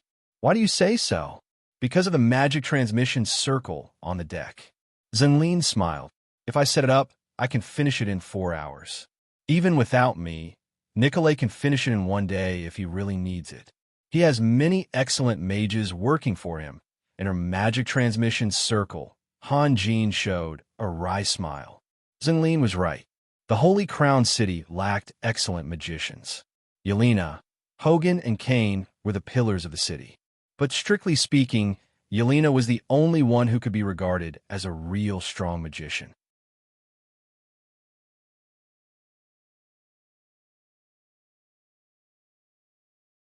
Chapter 477. Galbin had made a mistake in his judgment. He had thought that the army of vampires would arrive at the Holy Crown City between tonight and the next dawn. However, it was already dawn, and there was not even a shadow in sight. Of course, it was not Galbin's fault. He did not know that Victor, the ancestor of vampires, could draw memories from blood. At this moment, the vampires had a general idea of what kind of opponent they were facing. They had refused Donald's order and insisted on avenging Alquite. They had rushed to the Holy Crown City with a ferocious momentum. However, after realizing that they were facing a hard steel plate, they became hesitant again. Galbin was puzzled and sent out several scouting teams. At noon, the scouting teams returned with news that the vampires had not attacked Fort Maxine, but were still lingering on the plains of Black Raven City. The vampires could be described in one sentence. They were as ferocious as lions, but as timid as rabbits. When facing the weak, they would show their fierceness without any scruples. However, when facing the strong, who could make them bleed, the selfish side of the vampires was undoubtedly revealed. They were timid. The vampires' behavior gave the think tank of the Holy Crown City a headache. Guevara and the others had worked out many plans to clearly reveal the contradictions within their group during the battle. However, if the vampires did not attack, no matter how perfect their plan was, it would not work at all. The think tank had been discussing from noon until dusk, but they still could not come up with a suitable solution. Galbin was somewhat dissatisfied. They had worked so hard here, but what was Han Jin doing? Han Jin was the master of the Holy Crown City. Galbin could not tolerate sand in his eyes. Moreover, he had already regarded Han Jin as his family. Once he thought that Han Jin's behavior was out of line, he would definitely point it out and do it. He hurriedly left the meeting room and went straight to Han Jin's room. Because he was not in a good mood, he reached out and knocked at the door, then pushed it open. Galbin's eyesight was very good. At first glance, he saw two shadows quickly separating. However, there was a time difference, so he didn't know what they were doing before they separated. Galbin looked at Sunir and then looked at Han Jin. His arrogant sense of justice immediately withered. He laughed dryly and turned around to leave. However, he felt that something was wrong. He turned around and wanted to say something, but he didn't know what to say. Oh no, oh no. Galbin cursed his bad luck in his heart. In the future, Han Jin would definitely try his best to give Sunir the cold shoulder and create a false impression. He would also have to reduce their contact in secret to avoid being discovered by others. In other words, the time that Han Jin and Sunir spent together would be greatly reduced. Galbin recklessly barged in and disturbed the sweet time between Han Jin and Sunir, who knew how Sunir would complain about him in her heart. Sunir was at a loss of what to do. Han Jin, on the other hand, was still able to maintain his composure. He laughed dryly and asked, "Galbin, what's the matter?" "Nothing." Galbin hurriedly shook his head. "Nothing?" Sunir's eyes immediately became unfriendly. "Well, Raphael, the army of vampires suddenly stopped on the plains near Black Raven City. It seems that they don't intend to attack the Holy Crown City. We have to think of something." Galbin originally came to question Han Jin, but now his tone sounded like he was pleading. However, if the lords of other parts of the continent heard these words, they would probably burst into tears. The invasion of the abyssal race happened at the same time, and at this moment, many places were already under fierce attack. Countless lords were begging for mercy, hoping that the army of the abyssal race would let them go. Gao Bin, on the other hand, was hoping that they would be attacked. Sometimes, comparisons could really drive a person to his death. The quietness of the nearby area had nothing to do with Han Jin. Donald didn't underestimate the power of the Titans. Although they had lost to the Black Dragon clan, they still retained some of their strength. They weren't very strong, but they weren't weak either. If they sent their main force to attack Cold Shadow City, they would definitely be able to win. However, the other powerful forces would gain some time to breathe. If they sent a ragtag army to attack Cold Shadow City, they would simply be sending themselves to their deaths. Not to mention, there was still the unknown Grand Duke Solomon. Therefore, after much consideration, Donald decided to let Cold Shadow City go for now. "Do you still remember the Black Pearl?" Han Jin asked softly. "Black Pearl? That sounds familiar." Gao Bin frowned. "When the followers were rioting, someone tried to assassinate Qi Li. You followed the killer." "I remember now. It's the Black Pearl in..." Gao Bin suddenly realized. "That's right." Han Jin smiled. "You said you felt that the lady boss was suspicious. I said she was a member of the Purple Flower of Hell. You want to use her? The highest mission of the Purple Flower of Hell is to cooperate with the army of the Abyssal World when war breaks out." Han Jin said faintly, "So, as long as they know that the vampire army is preparing to attack Holy Crown City, they will definitely contact the vampires. Before that, you should put on a good show. Raphael, you could have wiped out all the Purple Flower of Hell here. Why did you leave them behind?" Gao Bin asked. "Did you know that you would need them?" "That's not it." Han Jin smiled. Hearing Han Jin's denial, Gao Bin shook his head and heaved a sigh of relief. He didn't think it was a coincidence. Gao Bin felt that he couldn't see through Han Jin more and more. If Han Jin was said to be very intelligent, but there were some skills that Han Jin knew nothing about. For example, when it came to marching and fighting, if Han Jin's intelligence was very ordinary, but the problem that gave him a headache could be easily solved by Han Jin almost effortlessly. Thinking of this, Gao Bin's eyebrows suddenly raised.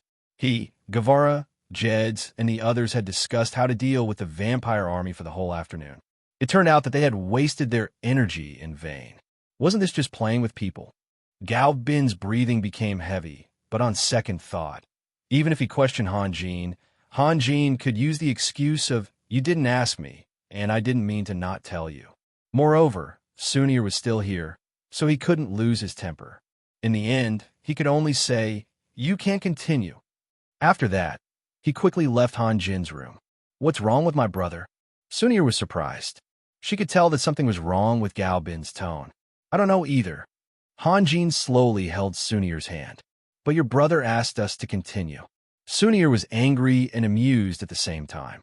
She rolled her eyes at Han Jin. "Where's Yelena? Why hasn't she come to you yet?" "Her? Don't mention her."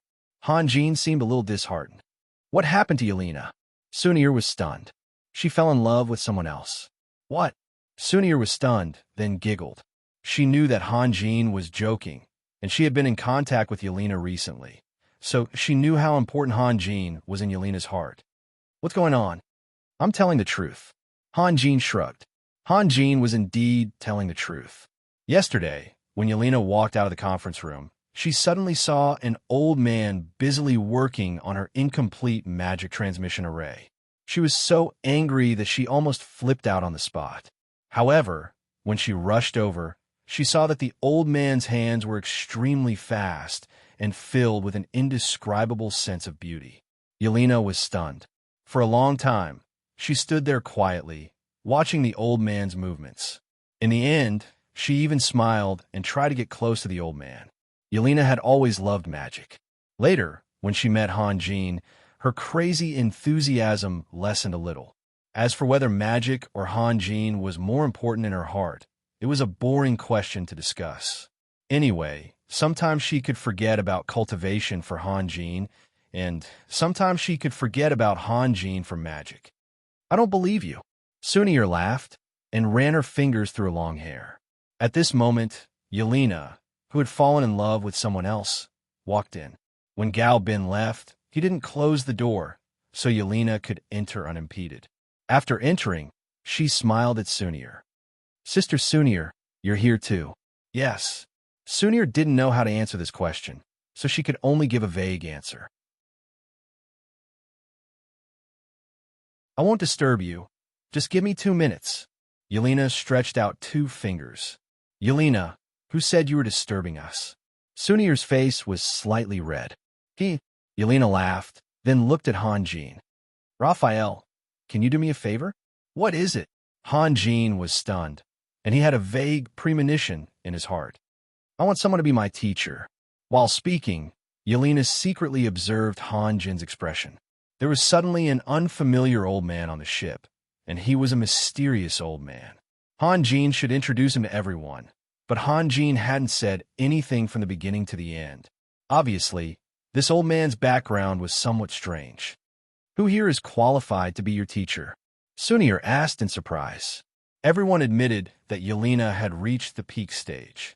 If she could successfully break through, she would become the youngest Grand Magus after Hanjin. What kind of master was qualified to be Yelena's teacher? "No," Hanjin said resolutely. He and Sunir had the same idea. As long as the title of teacher was confirmed, Zhonglin's position would be locked. He would definitely be a superclass master, and his identity would be revealed. "Raphael," Yelena said softly, but her hand was shaking Sunir's arm. Obviously, she wanted Sunir to help her.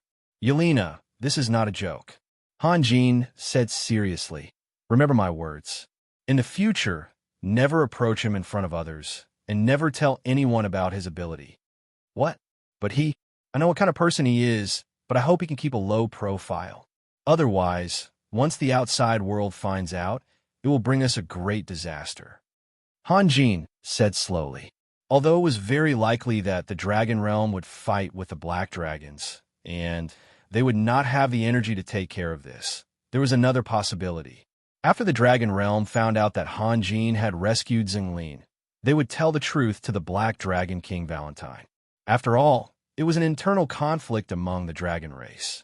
However, the appearance of the Demon Annihilation crossbow could threaten all the dragon race, and the Black Dragon King Valentine might even give up the Dragon Realm and appear in the Holy Crown City. In that case, the strategy of pretending to be weak would be completely ineffective. "Oh!" Yelena lowered her head. Looking at Yelena's disappointed face, Hanjin's heart softened. If Yelena could learn the knowledge of Zhonglin, it would be a great thing for the Holy Crown City. "Well, I will talk to him, but even if he agrees, you should never contact him in public. Do you understand?"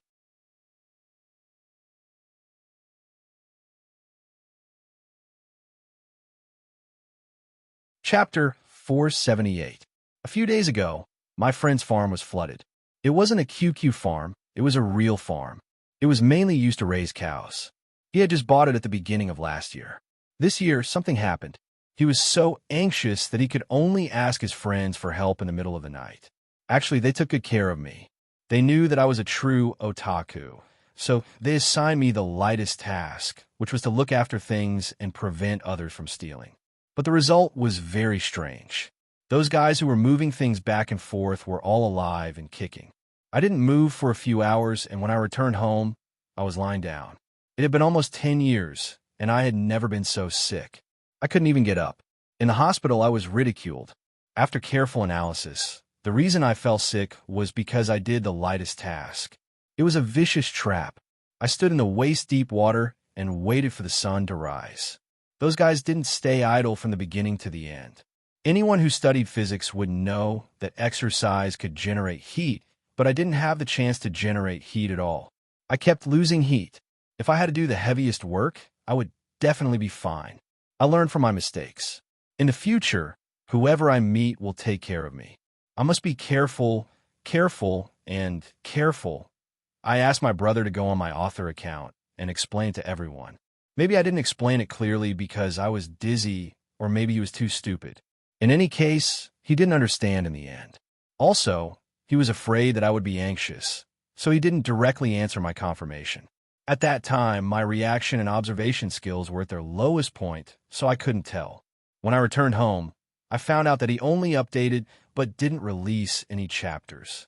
Now that I've just returned home, I'm preparing to flip through the previous chapters. There's a big gap in the rhythm, so I have to find the feeling again. I'll take a look at my body's condition. I don't know if I can write today, but I'll definitely go back to normal tomorrow. I'll use this opportunity to update earlier. I know that updating in the middle of the night isn't good for everyone, and it's not good for me. Finally, I apologize to everyone once again, but I'm doing a good deed, so please forgive me.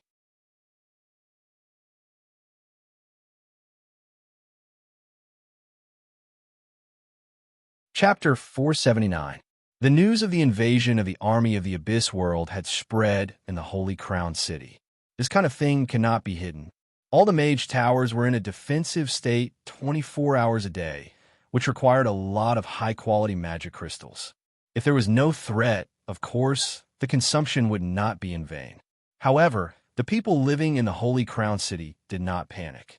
After all, they had a powerful lord, the Holy See, and the elves as allies. People believed that they could continue to live a stable and peaceful life. Because of the chaos in the continent, most people's knowledge had been limited to one city or one region.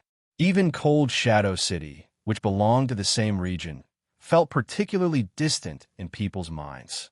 Not to mention that Han Jin's magic attainment was indeed outstanding.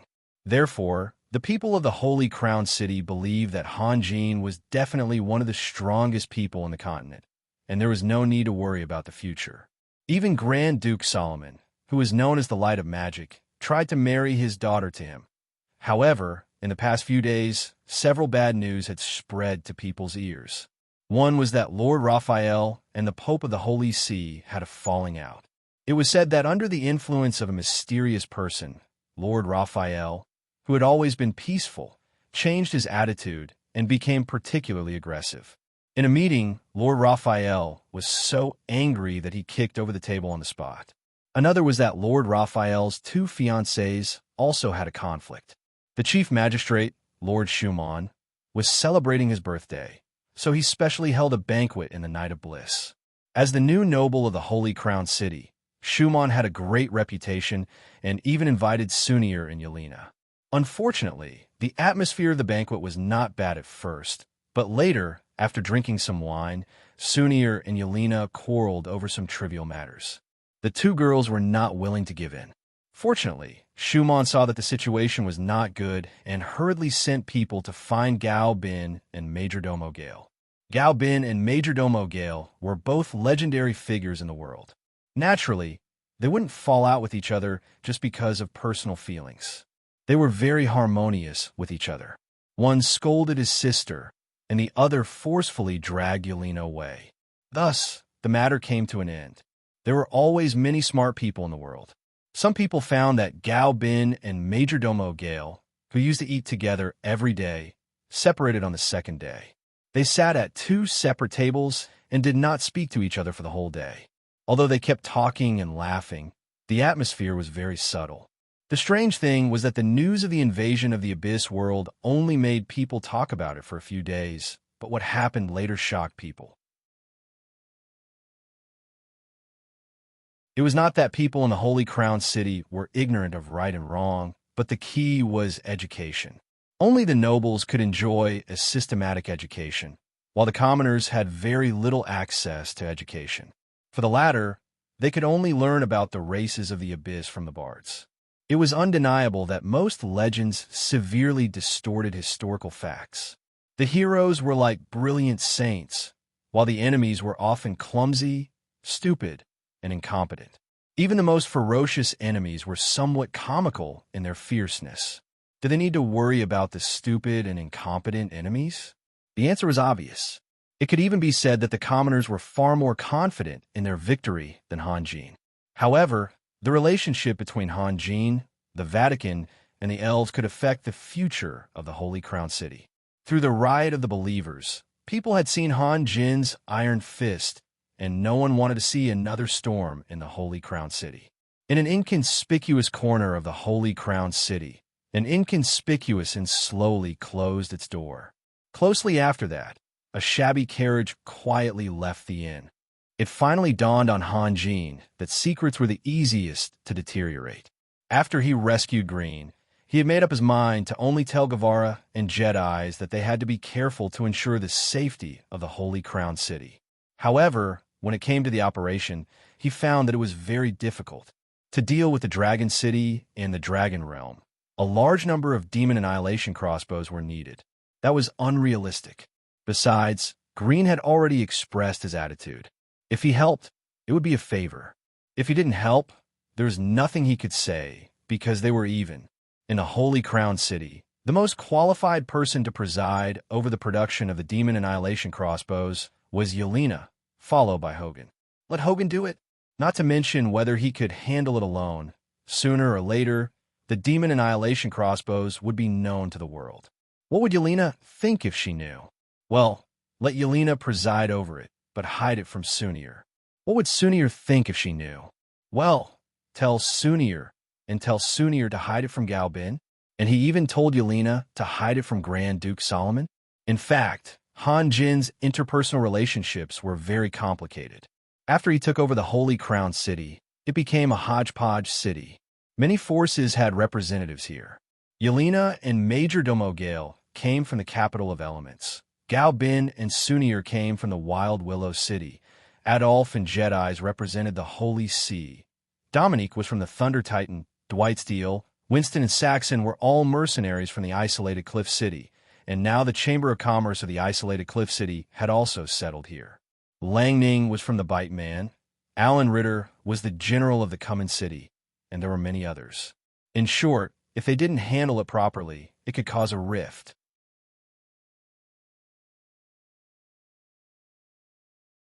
Because of this, Han Jin had a headache for a few days. In the end, it was Han Jin who made the final decision. Since they were friends, he had to trust them.